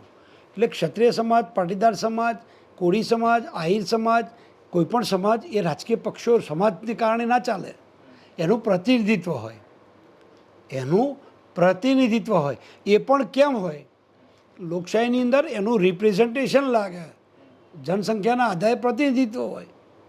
પણ તમે કહો છો કે મુદ્દો, મને એક વાત સમજાવો. ચલો તમારી વાત માની લીધી. તમે સજા સંભળાવી દો, સજા સંભળાવી દો. એમને ફાંસીએ ચડાવવાના છે, કાયદામાં જોગવાઈ છે, આપણું બંધારણ છૂટ આપે છે. રૂપાલાજી ચલો એનાથી નાની સજા જન્મટીપ થવાની છે, મને 307 છે, તમે attempt to murder છે. મને સમજાવો ખાલી. મને એક સવાલ આવી ગયો. તમે એમ કહો સમાજ ઉપરથી રાજનીતિ ચાલતી નથી. બાપુ, એક પક્ષ એવો દેખાડો જે જ્ઞાતિ ગણિતને સમાજના ગણિત સેટ કર્યા વગર ટિકિટ આપે છે. એટલે જ કહું છું, એના ઉપર જ કહું એના છું. ઉપર તો ચાલે છે. એને જ લોકશાહી કહેવાય લોકોનું. અને પછી સમાજની જ વાત નહીં અરે માનવાની. ભાઈ નિશિતભાઈ, એની જ વાત કરું છું, એની જ વાત કરું છું કે તમારું પ્રતિનિધિત્વ આવે. તમે ડિસિઝન મેકર નહીં. રાજકીય પક્ષો પોતાના વિનેબિલિટી ક્રાઇટેરિયાથી જ ચાલે. ભારતીય જનતા પાર્ટી તો કોંગ્રેસની તો તાકાત નથી. કોંગ્રેસની તો તાકાત નથી. સમજો, મારું ચેલેન્જ છે મારી આ માધ્યમથી. કોંગ્રેસની તો દૂર દૂર સુધી એમની તાકાત નથી કે એ કોઈ પંચાલને જીતાડી શકે. કોંગ્રેસની તાકાત નથી કે એ નાયકને જીતાડી શકે. શું વાત કરો છો? તો ભાજપને કેમ જરૂર પડે છે? નિશિતભાઈ, ભાજપને તમારા પ્રતિષ્ઠિત પ્લેટફોર્મથી કહું તમારી છું જેવા કે એક નેતાની- નાયકને કોંગ્રેસ જીતાડી બતાવે. ભારતીય જનતા પાર્ટી રાજ્યસભામાં મોકલે છે. તમારી જેવા એક નેતાની પંચાલ છે, જરૂર કેમ સામાન્ય પડે છે તો? નાની કોમ છે, જે એક મત વિસ્તારમાં 1000 મત હોય એને કેબિનેટ કક્ષાનો મંત્રીનો સ્વતંત્ર હવાલો આપીને બેસાડી શકે. પણ તો- સમજો, એક તો પ્રજાપતિ દીકરાને ભાજપે- ધારાસભ્ય બનાવી શકે, કોંગ્રેસ ના બનાવી શકે. કોંગ્રેસ તો જાતિવાદથી બહાર જ ભાજ- નથી આવી શકતી. ભાજપે ક્યાં ગણિત સેટ કર્યા વગર કોઈને ટિકિટ આપી છે? ભાવનગરમાં તમારે કોળી સમાજને આપો છો, ફરિયાને આપી. તમારે મનસુખ માંડવિયાને છે પોરબંદર લઈ જવા પડ્યું. કેમ લઈ ગયા કહો? હું એ જ પૂછ્યું, તમારે કહેવાનું તો છે. હું થોડો ભાજપનો પ્રવક્તા છું. પોરબંદર લાગે, હા. બહુ મસ્ત મુદ્દો કીધો. ગુજરાતની 90% મારે એની ઉપર જનતા- discuss નથી કરવું. અરે આ તો એમ એક નહીં. example આપું છું. અરે સરસ વાત કરી. પણ જવાબ મને એમ સમજો. કહો કે સમાજ ટિકિટ આપતી વખતે મહત્વનો છે, પછી જીતી ગયા તો કે હવે સમાજ એમ મહત્વનો નહીં, નથી. સરસ વાત કરી. પોરબંદર એટલે લોકો એવું સમજે કે પોરબંદર એટલે દરિયાની આજુબાજુ લોકો રહે છે એટલું જ પોરબંદર છે. પોરબંદર લોકસભાની અંદર Gondal, Dhoraji, Jetpur, Upleta hardcore Patidar dominated seat આવે. હાર્ડકોર પાટીદાર એટલે સેટ ડોમિનેટેડ. કરીને જ આપ્યા ને અરે પણ મનસુખભાઈને. હું જે જ કહેવા માંગુ છું, એટલે સપ્રમાણ વહેંચણીમાં કોંગ્રેસે શું કર્યું? મહેસાણામાં ઠાકોર, બનાસકાંઠામાં ઠાકોર, પાટણમાં ઠાકોર. કેમ કર્યું? તે તો તમે પણ કર્યું હશે ને ના મનસુખભાઈને ના અમારા મહેસાણામાં પાટીદાર આવે. હા. સમજો મારી વાત. સાબરકાંઠામાં ક્ષત્રિય આવે, બનાસકાંઠામાં ચૌધરી આવે. મારી વાત સમજો છો? પાછો ગાંધીનગરમાં વૈષ્ણવ જૈન એટલે વાણિયા આવે. અમિતભાઈ, મારો તમે સવાલ- વહેંચણીની જ વાત કરો છો. તમે નહીં. જે પૂછો ને જવાબ આપો. પણ મારો સવાલ સમજી ગયા તમે. મારો સવાલ તમારો સવાલ હું સમજુ છું, પણ એક વાત કહું, બહુમતીમાં અને તમે તો ખુલ્લા દિલે વાત કરનારા નેતા અરે છો. યાર, કોઈ સવાલ જ નથી. બહુમતીમાં જેની વસ્તી હોય એના પ્રતિનિધિઓ આવવાના. હમ. પણ એવા આંધળા નથી થઈ જવાનું. હું એ જ કહેવા માંગુ છું. હું તમને વાત 10 દાખલા આપું. પુણેશ મોદી, હમ. આ ભારતીય જનતા સમજો, મને અહીંયા સામે તમે બેઠા છો બધા મારા પત્રકાર મિત્રો, તમે કોણ કઈ જ્ઞાતિના છો મને બિલકુલ ખબર નથી. આજે પણ હાલ ખબર નથી. તમારું એક પણનું નામ નથી આવડતું. તમે કઈ જ્ઞાતિના છો એ ખબર નથી, નિશિતભાઈ તમારા સિવાય. છતાંય હું આ તમારા આટલા મોટા પ્લેટફોર્મ ઉપરથી બોલું છું કે પુણેશ મોદીના મોદી મતદાર કેટલા, જગદીશભાઈ પંચાલમાં 55 મતદાર કેટલા, રમેશભાઈ મિસ્ત્રી ભરૂચથી તો મિસ્ત્રી મતદાર કેટલા, નાયક મયંકભાઈ નાયક મહેસાણાથી તો નાયક મતદાર કેટલા. ભારતીય જનતા પાર્ટી જ કરી શકે કે એનાથી પર થઈ અને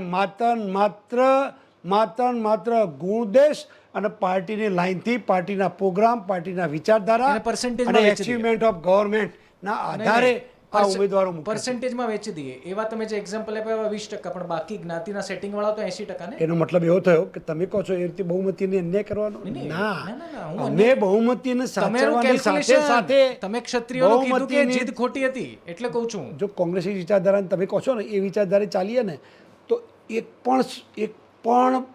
પણ જે વિશ્વકર્મા સમાજ કહી શકાય ને એવો એક પણ વ્યક્તિ જાહેર જીવનમાં ના આવે, છૂટાઈ જ ના શકે. છૂટા અને ગણિતમાં જો તમે સૌરાષ્ટ્રમાં જાઓ એટલે કોળી સમાજ ને પાટીદાર સમાજ, તમે જુનાગઢ કે જામનગર જાઓ એટલે તમારા આહિર સમાજ ને ક્ષત્રિય સમાજ લાગે, ઉત્તર ગુજરાતમાં તમે ઠાકોર સમાજ ને પાટીદાર સમાજ, 2-3 જિલ્લામાં ચૌધરી સમાજ, થોડાક પાટણ જિલ્લામાં જાઓ તો રબારી સમાજ, બાકી થોડા સુરેન્દ્રનગરના ભાવનગરના બેલ્ટમાં ભરવાડ, બાકી તો ક્ષત્રિય સમાજ તો પાટીદાર સિવાય કોઈ આવે જ નહીં. હું સવાલ એક તમારા પરસેપ્શન બધે પાટીદાર ક્ષત્રિય પટેલ જ આવે. પરસેપ્શનનું જે લોજિક હતું એની ઉપરથી એક સવાલ આવે. પણ એટલે એનું સોશિયલ, સરસ વાત છે વિશે કહેવા દો મને, આ એનું સોશિયલ એન્જિનિયરિંગ છે. સોશિયલ એન્જિનિયરિંગની અંદર પણ પાટીદારોમાં ક્યાં લેવા પાટીદાર, ક્યાં કડવા પાટીદાર, પછી તમે એના જાતિવાદી સમીકરણનું નામ આપો તો આપી શકાય, ના આપી શકાય નહીં, આપી શકાય, પણ પાટીદાર એકલાથી પતતું નથી. હું એક સવાલ પૂછી લઉં, સોશિયલ એન્જિનિયરિંગ જે વાત કરો છો એ માત્ર ટિકિટ પૂરતું જ છે? કેમ કે ક્ષત્રિયોમાં તો લોકો એવો આરોપ લગાવતા હતા ટિકિટ જોતી હોય ત્યારે ક્ષત્રિયો, હવે તો તમે મંત્રીમંડળમાં કોઈ ક્ષત્રિયને સ્થાન નથી આપ્યું, ના પ્રમુખ પદે કોઈ સ્થાન નથી આપ્યું. આવું કરવાનું યાર, બલવસિંહ રાજપૂત કોણ છે? હું એ જ કહું છું ને કે ક્ષત્રિય લોકો આવો આરોપ નાખે કે સોશિયલ એન્જિનિયરિંગ અરે યાર, આપણે લોકોની વાતો કરવા માટે તો લોકોએ તો સીતા માતાજી નીકળ્યા હતા, લોકોએ તો ધોબિયા વિશ્વાસ કર્યો હતો. પણ એમની ક્ષત્રિય તમે તો ક્ષત્રિય લોકો ઉપર સમાજના લોકો નેતા છો. ચાલવાનું યાર. પેલા ક્ષત્રિય સમાજના નાના હતા નેતા છો વાર્તા યાર. હતી, પંચતંત્રની વાર્તા બાપુ, હતી, તમે ક્ષત્રિય પેલા સમાજના ઘોડા નેતા છો. ગધેડાવાળી. અચ્છા, પરસેપ્શનની વાત કરો. તમે પરસેપ્શનની જે કહાની કીધી હમણાં કે પરસેપ્શન ચાલે છે અને એક પરસેપ્શન હોય છે કોઈ નેતા પ્રત્યે, જેમ ટ્રમ્પ માટે આપણું પરસેપ્શન નથી, વડાપ્રધાન માટે એક પરસેપ્શન લોકોનું હોય, પણ ભારતીય જનતા પાર્ટીનું પરસેપ્શન તો અત્યારે કોંગ્રેસમાંથી નેતા લેવાનું થઈ ગયું છે. લોકો તો એવું કહે છે કે તમારું પરસેપ્શનની જ લડાઈ અંદરો અંદર ચાલી રહી છે કે આપણું અસ્તિત્વ ભારતીય જનતા પાર્ટી કરતાં હવે તો એ ચર્ચા થવા મળી છે કે કોંગ્રેસમાંથી આવેલા નેતાને મંત્રી ના બનાવી દે, ગાભા મારુંના લેટર લખાઈ જાય છે. જો એક વાત બહુ સરસ વાત કરી, આપને કહું, કોંગ્રેસની વાત કરું કે આ વાતનો ખાલી પ્રજાના વાતનો જવાબ આપું, બે નક્કી કરો. કોંગ્રેસનું સ્ટેન્ડ પણ કહું આ મુદ્દા ઉપર જ. 1985 સુધી કોંગ્રેસ હતી. આ જે ભાજપમાં અત્યારે થઈ રહ્યું છે એવો તમે જે આક્ષેપ કરો છો, અથવા તો કોંગ્રેસ આક્ષેપ કરે છે, ચલો તમે નહીં, તમે તો એની રેપ્લિકા છો, એનો પ્રકાશ પાડો છો, પણ જે આક્ષેપ કોંગ્રેસ કરી રહી છે કે ભાઈ ભારતીય જનતા પાર્ટીની અંદર કોંગ્રેસથી આવેલા નેતાઓને હોદ્દા મળે છે, એવું કશું છે નહીં. ટકાવારી કાઢો. સીજે ચાવડા અને અર્જુનભાઈ મંત્રી નહીં બને તો એ તો ભવિષ્યના યાર, હું તો કે જ્યોતિષ છું. ના, ના, આ હું કોઈ 15 દિવસ પછીની વાત છે. બેજાન દારૂવાળા જોડે હું કદી બેઠો નથી, 15 દિવસ પછીની વાત છે. પણ જ્યોતિષ જ નથી. પછી મને કયો ગ્રહ ક્યાં અરે, આવ્યો? તમારા મિત્ર છે બંને, આ તો હું એમને પણ પૂછું હું છું. જ્યોતિષ જ નથી તો. પણ મિત્ર તરીકે તો ખબર હશે બંને અરે મંત્રી. જ્યોતિષ નથી, જ્યોતિષ કઈ રીતે જોઈ શકું? કાળના ગર્ભમાં શું વસ્તુ પડી છે એ નરેન્દ્રભાઈ મોદી સાહેબના સિવાય ક્યાંય કોઈને ખબર નહીં હોય. પાર્લામેન્ટરી બોર્ડ નક્કી કરે, કલેક્ટિવ ડિસિઝન લેવાય, કલેક્ટિવ. શબ્દો મારા શબ્દો ચૂણીને અચ્છા, બોલું મને છું. જયરાજસિંહ એવું કહો કે અત્યારે ભારતીય જનતા પાર્ટીના કોંગ્રેસ મારી વાત પૂરી કરતા એક પછી પ્રશ્ન જુદી વાત રહી. ચલો ઠીક છે. એટલે તમે જે વાત કરી એમાં કોંગ્રેસની હિસ્ટ્રી જોઈ લો. પહેલાં શરૂઆત જ્યારે જવાહરલાલ નહેરુની થઈ ત્યારથી કોંગ્રેસમાં ડૉક્ટર બાબા સાહેબ જુદા પડ્યા.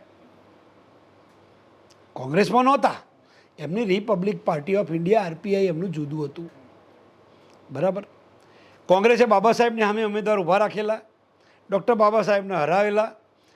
એના પછી મુસ્લિમ બાહુલ્ય એરિયા, જ્યાં મુસ્લિમ બહુમતી હોય ત્યાં જનાબ જીના, મોહમ્મદ અલી જીનાની સામે કોંગ્રેસનો ઉમેદવાર જીતતો. દલિત બાહુલ્ય વિસ્તાર એટલે દલિત બહુમતી વિસ્તારમાં ડૉક્ટર બાબા સાહેબ આંબેડકરની સામે પણ કોંગ્રેસનો ઉમેદવાર જીતેલો. ત્યારથી શરૂ કરીને પછી દીવો સ્વતંત્ર પક્ષ આવ્યો, નિશાન દીવો. એટલે ટૂંકમાં તમે કહેવા શું ના, માંગો હું છો કે બહુ ના, કે આ પહેલેથી ચાલે છે? બિલકુલ પહેલેથી લાઈનની ચાલે વાત છે એ છે. એટલું નહીં. હા. કોંગ્રેસ જ આની જનક છે. આજે દેશમાં 32 કરતાં વધુ પક્ષો કોંગ્રેસમાંથી બનેલા છે. અને 32 જેટલા પક્ષો કોંગ્રેસમાં ભળેલા છે. ભાજપ તો ભૂલી જાઓ, ભાજપ તો કોંગ્રેસમાંથી જ આવે છે. એનાથી આગળ 1990માં હું હતો યુનિવર્સિટીમાં નેતા હતો. 1990માં 7/7/1992 7મી જુલાઈ ચિમનભાઈ પટેલ કોંગ્રેસમાં આવ્યા. આખી પાર્ટી ચિમનભાઈ પટેલના ધારાસભ્યો કેટલા, ચિમનભાઈ પટેલના ધારાસભ્યો કેટલા, 69. ભારતીય જનતા પાર્ટીના ધારાસભ્યો 67, કોંગ્રેસના કેટલા 32. કોઈ નેતાઓ આટલા આંકડા યાદ નહીં હોય. હું વાત કરું છું 33 ચૂંટાયા હતા, માધવસિંહ સોલંકીએ રાજીનામું આપ્યું. 32 ધારાસભ્યો 1990માં કોંગ્રેસના. 67 ધારાસભ્યો વાળી પાર્ટી 32 ધારાસભ્યો વાળી પાર્ટીમાં આવે. ગુજરાતમાં ભારત ભળે, ભારત ગુજરાતમાં ભળે કે ગુજરાત ભારતમાં ભળે? એટલે તમે શું સેટ એ કરવા કહેવા માંગુ example શું છું set કરવા કે માંગો? કોંગ્રેસ તો એનાથી ઉભરાય છે વિદ્રોહીઓથી. આખી 67 ધારાસભ્યો વાળી પાર્ટી કોંગ્રેસમાં આવી, 182 ટિકિટો વેચાઈ. તારે કોંગ્રેસ, તમે તો ભાજપના કાર્યકર્તાની ચિંતા કરો છો ને ગાભા મારવાની નહીં ગાભાની વાત કરો છો ને. કોંગ્રેસમાં તો 67 ધારાસભ્યો ગાભા મારતા હતા. અચ્છા, આંતરિક મારે અસંતોષ છે હજુ પત્યું ભાજપમાં? નથી, ના ના, હજુ પૂરું મારે- પૂરું કરી દેવા દે. ના, મને 95 સવાલ પૂછી શંકરસિંહ લેવાનો. વાઘેલા આવ્યા 46 ધારાસભ્યો લઈને. 95માં શંકરસિંહ લક્ષ્મણસિંહ વાઘેલા 46 ધારાસભ્યો લઈને આવ્યા. એટલે બીજા 46 ધારાસભ્યોએ ચવાણા વેચ્યા, પાર્કિંગ કરાયા, છાશ કેન્દ્રો ખોલ્યા. ખબર પડે છે કહું છું એ?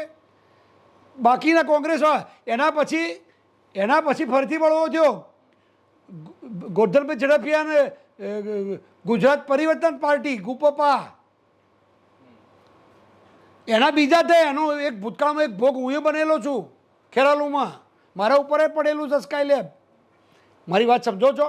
તો કોંગ્રેસના તો ઇતિહાસમાં પણ જતો મને એમ કોંગ્રેસ અચ્છા, મને કોંગ્રેસ એમ કહો બાપુ. તમે જિગ્નેશભાઈ મેવાણીના રવાડે નહોતી? મને ખાલી એમ કહો. કોંગ્રેસ ખભા ઉપર અલ્પેશ ઠાકોર નથી બેસાડ્યા, હાર્દિક પટેલને બેસાડ્યા નથી. હવે કનૈયા કુમારના રવાડે છે. આમાં ફેર શું છે? મને ખાલી આ રહી જતું હતું ચૈતરભાઈ આવી ગયા છે. હવે ચૈતરભાઈ ઉપર વાણ હાકેલું છે. એટલે તમારે પારકા ભાણે જ જમવું છે. આ હાલી હું નીકળ્યા છો અહીંયા. બનાસકાંઠામાં શું થઈ ગયું? ગેનીબેન જીતી ગયા. ગેનીબેન મજબૂત હતા એવું માનો છો? જો સાચું કેજો હો તમે. જ્ઞાનીબેન જેન્યુન રાજનીતિજ્ઞ એક ગરીબ પરિવારમાંથી આવતી ઠાકોર સમાજની દીકરી મારી તો બહેન છે. જ્ઞાનીબેનના બધા કાર્યક્રમોમાં હું મુખ્ય મહેમાન તરીકે જતો.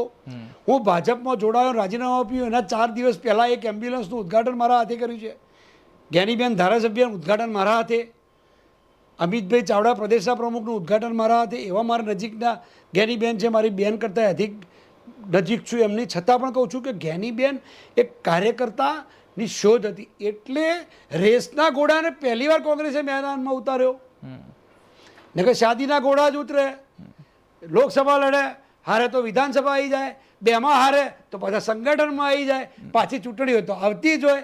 જે ચૂંટણી આવે લગ્ને કુંવારા, જેટલી ચૂંટણી આવે એટલે અચ્છા, તમે ભાજપમાં હું બાવન મંગળદાસ.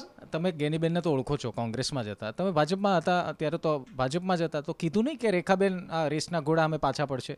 જો એક વાત કહું, અમારે એવો કોઈ વોઇસ નથી. હાઈકમાન્ડ, લોકસભાની ટિકિટ તો હાઈકમાન્ડ પાર્લામેન્ટરી દિલ્હી લેવલે નક્કી થાય. બીજું કહું, રેખાબેન એવી રીતે કંઈ હાર્યા નથી. બહુ સ્પષ્ટતા સાથે કહી દઉં. એવી કે જ્ઞાનીબેનના પોતાના મત વિસ્તારમાં અમે પ્લસ છીએ. વાવ વિધાનસભામાં ભારતીય જનતા પાર્ટી 15,000 કરતાં વધુ મતે પ્લસ છે. એવું માનવાનું કોઈ કારણ નથી. જેથી એ રિપ્રેઝન્ટ કરે છે ધારાસભા, જેના પ્રતિનિધિત્વ ત્યાં ભારતીય જનતા પાર્ટી જીતી છે. સમજો. ચેતર વસાવા વિશે શું માનવું છે? મજબૂત છે? ચૈતર વસાવા લીડમાં 50%નો મનસુખભાઈની લીડમાં ઘટાડો કર્યો છે 2019ની સરકાર. જુઓ, કોઈ થમ્પિંગ મેજોરિટી જે જીતી જાય ના જીતી જાય એ મુદ્દો નથી. ચૈતર વસાવા હારો તો કે એવી માર્જિનથી ન થાય. અરે પણ- જીતી જાય તો કે માર્જિન મેટર નહીં કરતું. પણ એ તો એવું જ હોય ને યાર. તમને હારવામાં માર્જિન મેટર કરે? હા તો તમે એમ કીધું કે એવી કોઈ માર્જિનથી ન થાય. એટલે તમે વાવાઝોડું આવે એટલે અહીંથી 300 કિલોમીટર દૂર બીજી ચેનલ કે 400 કિલોમીટર દૂર, તો તમે તમારા સ્ટુડિયોથી માપો કિનારાથી માપો છો? પણ એ તો હવામાન વિભાગની તો એવું જ હોય. આગાહી છે. કોની આમાં આગાહી છે? આગાહી તો મતદારો થયું જોઈએ ને યાર. આમાં માપવાનું તો તમારે- ચેતર વસાવા વિશે શું માનવું? ચૈતર વસાવા એક કાર્યકર્તા છે, છોટુભાઈ જોડે કામ કરતા હતા. એનાથી છૂટા પડે કેમ પડે એ એમનો વિષય છે. ભાજપનો કોંગ્રેસનો કે આપણો કોઈ વિષય નથી. પણ લડાઈ લડ્યા, સારી લડ્યા, પણ જીતી જવાના ને બધા ખાપમાં હતા. ખરાબ રીતે હાર્યા તો ખરા જ. કેટલા બધા મતે હાર્યા. એને આમ લાગે છે ભવિષ્યમાં આમ સારા નેતા તરીકે ઉભા અરે બધાને શુભેચ્છા. ઘોડિયામાં જન્મ્યા હોય બધાને શુભેચ્છાઓ. બધા રાષ્ટ્રપતિ થાય પણ મેદાનમાં તો આવવાનું જ છે. એક સવાલ એવો છે બાપુ કે તમે ભાજપના પરસેપ્શનની વાત કરો, ભાજપના બૂથના કાર્યકરો કેટલા છે ને પેજ સમિતિ કેટલી છે, પરંતુ એક તો વાત સાચી છે ને કે કોંગ્રેસના નેતા ભાજપ લઈ રહ્યું છે. હવે એમાં બે કારણ હોઈ શકે, યા તો કોંગ્રેસના નેતાને આવું છે ભાજપમાં, યા તો ભાજપને જરૂર છે કોંગ્રેસના નેતાની. તમારા કેસની જ તમે વાત કરી દીધી. અર્જુનભાઈમાં શું થયું, સીજે ચાવડામાં શું થયું, અમરીશ ડેર જે ધારાસભ્ય નથી તેમ છતાં અમરીશ ડેર માટે પાટીલ સાહેબે જગ્યાએ રાખી હતી બસમાં, તો રૂમાલ મૂક્યો હતો. તો એવી તો શું જરૂર પડી જાય છે ભાજપને કે કોંગ્રેસના નેતાને ભાજપમાં સામેલ કરવા પડે છે, પછી હોદ્દાએ આપવા પડે છે? મુકેશભાઈ અંબાણી 7 ઇન્ડસ્ટ્રી છે, 8મી ઇન્ડસ્ટ્રી ના કરે, એની જીજી વિશે ના હોય. એટલે જરૂરિયાત કોની એમાં? ના ના ના, સામ્રાજ્યવાદ. નેપોલિયન બોનાપાર્ટ શું હતું? સામ્રાજ્યવાદ. આખી દુનિયા ઉપર મારું જ શાસન હોવું જોઈએ. એલેક્ઝાન્ડર સિકંદર કહીએ છીએ, એલેક્ઝાન્ડર શું હતું? આખી દુનિયા જીતવાના કોડ હતા, એટલે દુનિયા જીતવી છે મારે. ભાજપને દુનિયા જીતવી છે, જીતવી જ હોય ને. લોકશાહીમાં આખી દુનિયા. અરે ઇલેક્ટોરલ સિસ્ટમમાં યાર વિશ્વગુરુ નરેન્દ્રભાઈ મોદી સાહેબને આજે વિશ્વગુરુ યુનોના પ્રમુખ થવાનું છે ભાઈ. કેમ ના હોય મને સમજાવો, મને સમજાવો ખરા. એટલે જરૂરિયાત ભાજપની છે, કોંગ્રેસના નેતાઓની નહીં, જે આવી રહ્યા છે એની નહીં. અરે ભાઈ, કોંગ્રેસના નેતાઓ આવે તો જેની ઈચ્છાથી આવે, કોઈ દબાણથી આવે છે? એક મને વાત બતાવો. પહેલાં તો કોંગ્રેસ ખોટી ક્યાં પડે છે? એમ કે દબાઈ લઈ ગયા છે. શું દબાઈ ગયા ભાઈ? મને શું દબાઈ દીધા? દુનિયામાં કોઈ જન્મ જ લીધો નહીં કોઈએ મને દબાવવાનો. મને શું દબાવે? મારી ઈચ્છાથી હું ભારતીય જનતા પાર્ટીમાં ગયો છું, કાં તો મારી જરૂરિયાતથી ઉગ્યો છું, પ્રમાણિકતાથી જાહેર પ્લેટફોર્મ પર કહું છું, કોઈ લાલચથી થોડો ગયો છું. પણ રાજનીતિમાં આવે તો એની એમ્બિશન હોય ને, એમ્બિશન ના હોય તો રાજનીતિનો શું મતલબ છે? મને સમજાવો જ ખરા. એટલે પ્રોફેસર હોય ને પ્રિન્સિપલ થવું છે, પ્રિન્સિપલ થવું છે અને વાઇસ ચાન્સેલર થવું છે, ઇન્સ્પેક્ટર છે અને ડીસીપી થવું છે, ડીસીપીના કમિશનર થવું છે. કોને નથી થવું યાર? શું વાત કરે? ભગવાન હોય પાછું ઇન્દ્ર થવું છે બધાને. આજુબાજુ ઇન્દ્રાણીઓ નૃત્ય કરતી હોય ને, ઇન્દ્રના આસન ઉપર બેસવું છે. ભગવાનમાં વાત કરે, શું વાત કરે? હોતું છે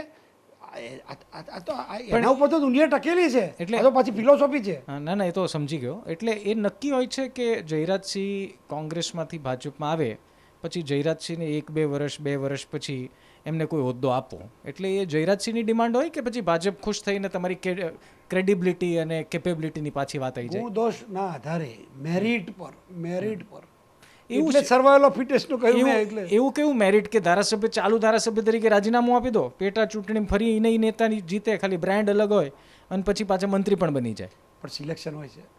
આ સિલેક્શન પદ્ધતિ છે કે ઇલેક્શન છે. જનતાની અદાલતમાં જવું જ પડે છે નિશ્ચિત.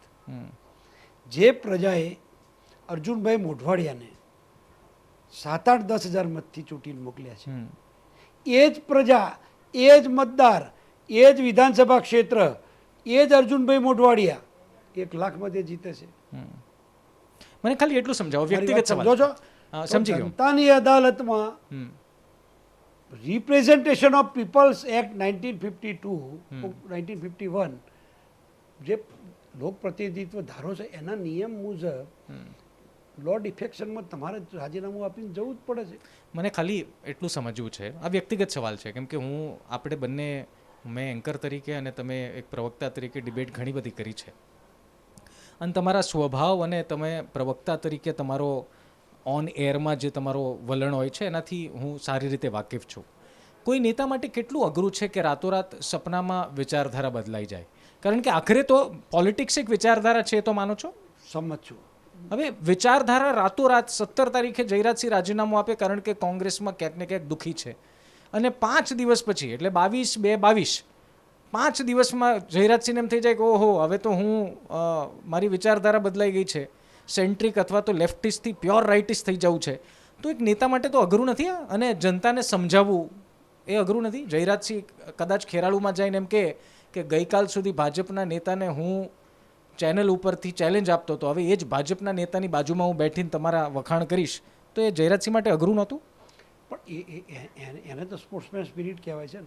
નહીં, વિચારધારાની વાત છે. એ વિચારધારામાં 5 દિવસ, અચ્છા 5 દિવસ કેવા રહ્યા મને એમ કહો ખાલી, 17 થી 22 સુધી? 17 થી 22માં તો બધા જ્યોતિષ જોવા માટે તમારા માટે જ ખુલ્લું મૂક્યું હતું પ્લેટફોર્મ કે જશે કે નહીં જાય. હું સરવાળે તો ચમકવાની થિયરી કામ કરતી હતી ને. સરવાળે વાત એ છે કે તમે એક પાર્ટી સ્વિચ ઓવર કરીને બીજી પાર્ટીમાં તમે જાઓ છો તો તમારે અલ્ટિમેટલી ઇલેક્ટોરલ સિસ્ટમમાં તો એના જ લોકો આવવાના સામે, એના જ થિયરી સામે કામમાં આવવાની છે, એની વચ્ચે જવાનું છે. સવાલ હવે વિચારધારાનો રહ્યો. તો વિચારધારા તો ભારતીય જનતા પાર્ટીમાં તમે ગયા તો જે પ્રજા કલ્યાણની વિચારધારા તો કોમન છે. આ બંધારણ દેશનું છે એ તો બધા માટે કોમન છે. કોઈ રાજકીય પક્ષો પણ કોંગ્રેસમાં તો એવું હોય છે ને કે ભાજપ પ્રજા કલ્યાણનું કામ જ નહીં કરતું, પછી તમે જ 5 દિવસ પછી એવું કહેશો કે ના ના ભાજપ તો બહુ પ્રજા કલ્યાણનું કામ કરે છે. એટલે મેં શરૂઆતમાં છે ને એક પાણ બાંધી કાઢી દીધી, પણ તમે સમજ્યા કે ના સમજ્યા એમાં સમજ્યા નહીં. મેં શરૂઆતમાં આવી અને પહેલાં જેમ આપણે પેલા એન્ટીવાયરસ સોફ્ટવેર નાખીએ છીએ ને એમ એક સોફ્ટવેર નાખ્યો હતો. જો તમે સમજાવો તો રીઓપન કરજો. એટલે નાખ્યો હતો કે પ્રવક્તાનો એક ધર્મ હોય છે. મેં એડવાન્સમાં સમજણ સાથે જ નાખ્યો હતો. જેમ આપણે પેલો સોફ્ટવેર કરે ત્યારે જ રન થાય ને, પેલી ટેમ્પરરી ફાઇલો બનતી જાય ટેમ્પ ફાઇલ, એમ એટલા માટે કે બનવાની જ હતી. તમે મને પ્રશ્ન હતું એ તો તમે એટલા કાચા છો નહીં કે નહીં પૂછો, બરાબર. એટલે જ મેં કીધું હતું કે પ્રવક્તા તરીકેનો એક ધર્મ હોય છે, એમાં બધા સાચા હોય. મેં શરૂઆત ત્યાંથી કરી હતી કે કોંગ્રેસમાં જે વાત કરતા હતા એ બધી જ સાચી હોય શકે જરૂર હતું. હું એનો દાખલો આપું, એક જોરદાર વાત કરું, મને અત્યારે જ આ યાદ આવી છે, એટલે નહીંતર રહી જાત, અફસોસ થાત. સર્જિકલ સ્ટ્રાઇક થઈ, બાલાકોટ પર હુમલો થયો, સમજો. એ કેમ કર્યો એના ભૂમિકામાં તો આગળ હુમલો થયો, સૈનિકો ઉપર બ્લાસ્ટ થયો ને વિમાનમાં લઈ જવાના હતા અને ગાડીમાં લઈ ગયા ને આમાં નથી પડવું. એ જે બાલાકોટ હુમલો થયો, એક્ઝેક્ટ 3:45 હુમલો થાય છે. સમયમાં ક્યાંક 19-20 હશે, લગભગ ભૂલ ખોટું નહીં પડું. આ જે એર સ્ટ્રાઇક કરી છે એ પાકિસ્તાનની સરહદમાં જઈને એર સ્ટ્રાઇક કરી, એ તો લશ્કર જ જાણે છે. જે કોડ ઓફ કન્ડક્ટ હોય ડિસિપ્લિનરીના એ તો જળવાય કે દાખલા તરીકે હુમલો કરવો કે નહીં કરવો એ ટોપ હાયર ઓફિશિયલ્સની વચ્ચે નક્કી થયેલી બાબતો નીચે પર્કોલેટ પણ ના થઈ હોય, નીચે ઉતરીએ ના હોય. એટલે એક સોલ્જરને ખબર નથી જે બોર્ડર ઉપર બંદૂક લઈ અને ભારત માતાની રાષ્ટ્રની સેવા કરવા ઊભો છે એને ખબર નથી કે બાલાકોટ ઉપર વિમાનમાંથી બોમ્બ નાખવાના છે. બોમ્બ નંખાય છે, 3:45 તો સમય છે, પાછા આવી જવાય છે, સત્તાવાર રીતે નિર્ણય થાય છે, સત્તાવાર રીતે લશ્કરના વડા પીસી કરે છે, પ્રેસ કોન્ફરન્સ કરે છે. સમજો આ વાત કરું છે. 6:15 આસપાસ જાહેરાત થાય છે કે ભારતે પાકિસ્તાન ઉપર સર્જિકલ સ્ટ્રાઇક કરી છે. સત્ય આટલી વાત સાથે બધા સંમત છો ભાઈ, આખો સમૂહ. પછી પહેલું નિવેદન શું આવે છે? લશ્કર તો કે અમે નાખ્યું છે, આટલા આટલા આટલા આટલા આટલા લોકો ખુવારી થઈ છે, આટલા જણા મરી ગયા છે, એમ જનરલ લશ્કર વાત કરે છે. કોંગ્રેસનું નિવેદન શું આવે છે કે કોઈ મર્યું નથી. ક્યાં જોવા ગયા છે ભાઈ? સમજો, 6:30, 6:45, 7 વાગે પહેલું કોંગ્રેસનું નિવેદન આવી જાય છે કે આ ફેક છે, પુરાવા આપો, સર્જિકલ સ્ટ્રાઇકના પુરાવા આપો. પછી દાઉદ ઇબ્રાહિમના વેવાઈ નથી મર્યા, હાફિઝ સઈદ અંસારીના વેવાઈ નથી મર્યા. કોણ કહે છે? કોંગ્રેસ કહે છે. હવે તમે મારા શાળાનું નામ તમને આવડે છે? 1 કરોડ રૂપિયા ઇનામ આપો. લાખ રૂપિયા તો આપી શકું, કરોડ જવા દો ને, ભેગા કરવા પડે. લાખ તો આપી શકું ને. મારા શાળાનું નામ બોલો, એ બેઠેલા કોઈ પણ બોલો. મારા ભાઈનું નામ તમને આવડે, મારા પિતાનું નામ આવડે, મારા બહેનનું નામ આવડે, કારણ કે મારું લોહી છે. મારા શાળાનું નામ તમને ના આવડે, એ તો મારા સાસરી પક્ષનું છે ને. તો હાફિઝ સઈદના વેવાઈને, દાઉદ ઇબ્રાહિમના વેવાઈને કોંગ્રેસવાળા ક્યાંથી ઓળખે છે ભાઈ? કાં તો તમારા જાનમાં ગયા હોય, કાં તો ઘરણ છે. તમારે એટલું નજીકનો સંબંધ હોય ત્યારે તમે વેવાઈને ઓળખો. તો મારા શાળાનું નામ તમને તારે આવડે જ્યારે તમે નિશ્ચિતભાઈ મારા જાનમાં આવ્યા હોય તો એ નિવેદન આવતા હતા. એટલે આ જે તમે જે વાત કરો છો આ વાત છે. આ વિચારધારા વખતે જે તે વખતે પણ બચાવ કરતા હતા, પણ એ ભૂમિકામાં હતા. બાકી લશ્કર પર શંકા કરવાની એ ભૂમિકા ના હોઈ શકે. પ્રેસ કોન્ફરન્સ લશ્કરે કરી છે, વડાપ્રધાને નથી કરી. બાપુ, એક અમારા પ્રોગ્રામનો એક લાસ્ટ સેશન છે જેને અમે કહીએ છીએ રેપિડ ફાયર રાઉન્ડ, જેનો જવાબ માત્ર હા ના અથવા તો 1-2 શબ્દોથી હોય છે. ભાજપમાં તમારા ખાસ મિત્ર? બધા જ. એક મિત્રનું નામ આપવાનું છે. નેતા નરેન્દ્રભાઈ મોદી સાહેબ. એક મિત્રનું નામ આપવાનું છે. નેતા તો ભાજપના, ખાસ ભાજપમાં યજ્ઞેશ દવે. કોંગ્રેસના એક ખાસ મિત્ર. મિત્ર કહું છું, નેતા નહીં. શક્તિસિંહ ગોયલ સાહેબ. કોંગ્રેસને આપવા માટેની એક સલાહ. એક સલાહ કે સ્યુડો સેક્યુલરિઝમ બંધ કરી દે. તમે જ્યારે કોંગ્રેસમાં હતા ત્યારે એક વાત જયરાજસિંહને કઈ ખટકતી હતી? સૌથી વધુ ખટકતી વાત એ કે MLA MP સેન્ટ્રિક પાર્ટી છે. આટલો ફેરફાર કરી દે તો કોંગ્રેસમાં બધું બહુ ચેન્જ થઈ જશે. ભાજપને આપવા માટેની એક સલાહ? ભારતીય જનતા પાર્ટી ખૂબ સારું કામ કરે છે, એનો પ્રચાર કરે. એક સલાહ આપવી હોય, એક સલાહ એ જ સુધારો એક કરવો હોય તો ભાજપમાં સુધારો કરો તો મને કોઈ દેખાતો નથી. આપ માનો છો સર્વગુણ સંપન્ન છે ભાજપ? નહીં હોય શકે, પણ મને દેખાતો નથી કે આ સ્થાન દ્રષ્ટિ સ્થાન ભેદ હોય. જયરાજસિંહ ખુદને ક્યાં જોવા માંગે છે? એક ધારાસભ્ય તરીકે, એક સાંસદ સભ્ય તરીકે? લોકનેતા તરીકે. બેમાંથી એક પસંદ કરવાનું હોય તો? લોકનેતા જ, લોકોના દિલમાં. અને નેતા બંને લોકનેતા તો ચાલે. બંને છે. કોઈએ વડાપ્રધાન થવું હોય, કોઈએ મુખ્યમંત્રી થવું હોય, કોઈએ ધારાસભ્ય થવું હોય, જયરાજસિંહને શું થવું છે? ધારાસભ્ય જો પસંદ કરવાનું આવે, MLA કે MP પસંદ કરવાનું તો MP 10 વર્ષ પછી જયરાજસિંહ ખુદને ક્યાં જોવે છે? પાર્ટીના કોઈ પદાધિકારી તરીકે. ગુજરાતમાં જરૂરી એક એવું કામ જે ખૂબ જરૂરી છે, જેને કરવું જોઈએ ગુજરાતના વિકાસ માટે, એક એવું કામ જે હજી અધૂરું છે ને કરવું જોઈએ. સૌથી વધુ જો કોઈ કામ કરવાનું તો હજુ પણ સૌથી ખેતી પ્રધાન દેશમાં સૌથી પહેલી જરૂરિયાત એ ખેતી છે, અથવા તો બેઝિક નીડ છે એનું ખેતી છે. તો ખાસ કરી અને ખેડૂતની આવક બમણી થાય, જીવન જીવી શકે સ્વમાનભેર, એવું હોવું જોઈએ. ખૂબ ખૂબ ધન્યવાદ જયરાજસિંહ અમારી સાથે જોડાવા બદલ. ગુજરાત તકની આપ ન્યૂઝ રૂમ સુધી આવ્યા, અમારા બધા જ સવાલોના જવાબ આપે ખૂબ ખુલ્લીને અને ખૂબ ખુલ્લા દિલે આપ્યા, એ બદલ આપનો ખૂબ ખૂબ આભાર. તો દર્શક મિત્રો, જયરાજસિંહ પરમાર જેમણે અનેક સવાલો પૂછ્યા, અનેક રીતે આપણે પૂછવાનો પ્રયાસ કર્યો, પરંતુ હંમેશાની જેમ તેમણે ખૂબ ખુલ્લા દિલે અને ખૂબ હિંમતપૂર્વક એમણે સવાલોના નિષ્પક્ષ જવાબ આપવાનો પ્રયાસ કર્યો. આવતા અઠવાડિયે ફરી કોઈ એક નેતા સાથે મળીશું. જો તમને જયરાજસિંહનું આ ઇન્ટરવ્યૂ ગમતું હોય તો શેર કરવાનું અને લાઇક કરવાનું ભૂલતા નહીં. અને જયરાજસિંહના ઇન્ટરવ્યૂમાં તમને કોઈ લાગતું હોય કે એક વાત જે જયરાજસિંહ ચૂકી ગયા છે, તો કમેન્ટ બિલકુલ કરજો. અમે જયરાજસિંહ સુધી તમારી કમેન્ટ બિલકુલ પહોંચાડીશું. આવતા અઠવાડિયે મંચમાં એક નવા નેતા સાથે મળીશું, એક નવી હસ્તી સાથે મળીશું. ત્યાં સુધી મને એટલે કે નિશિત રાજ્યગુરુને આપો રજા. નમસ્કાર.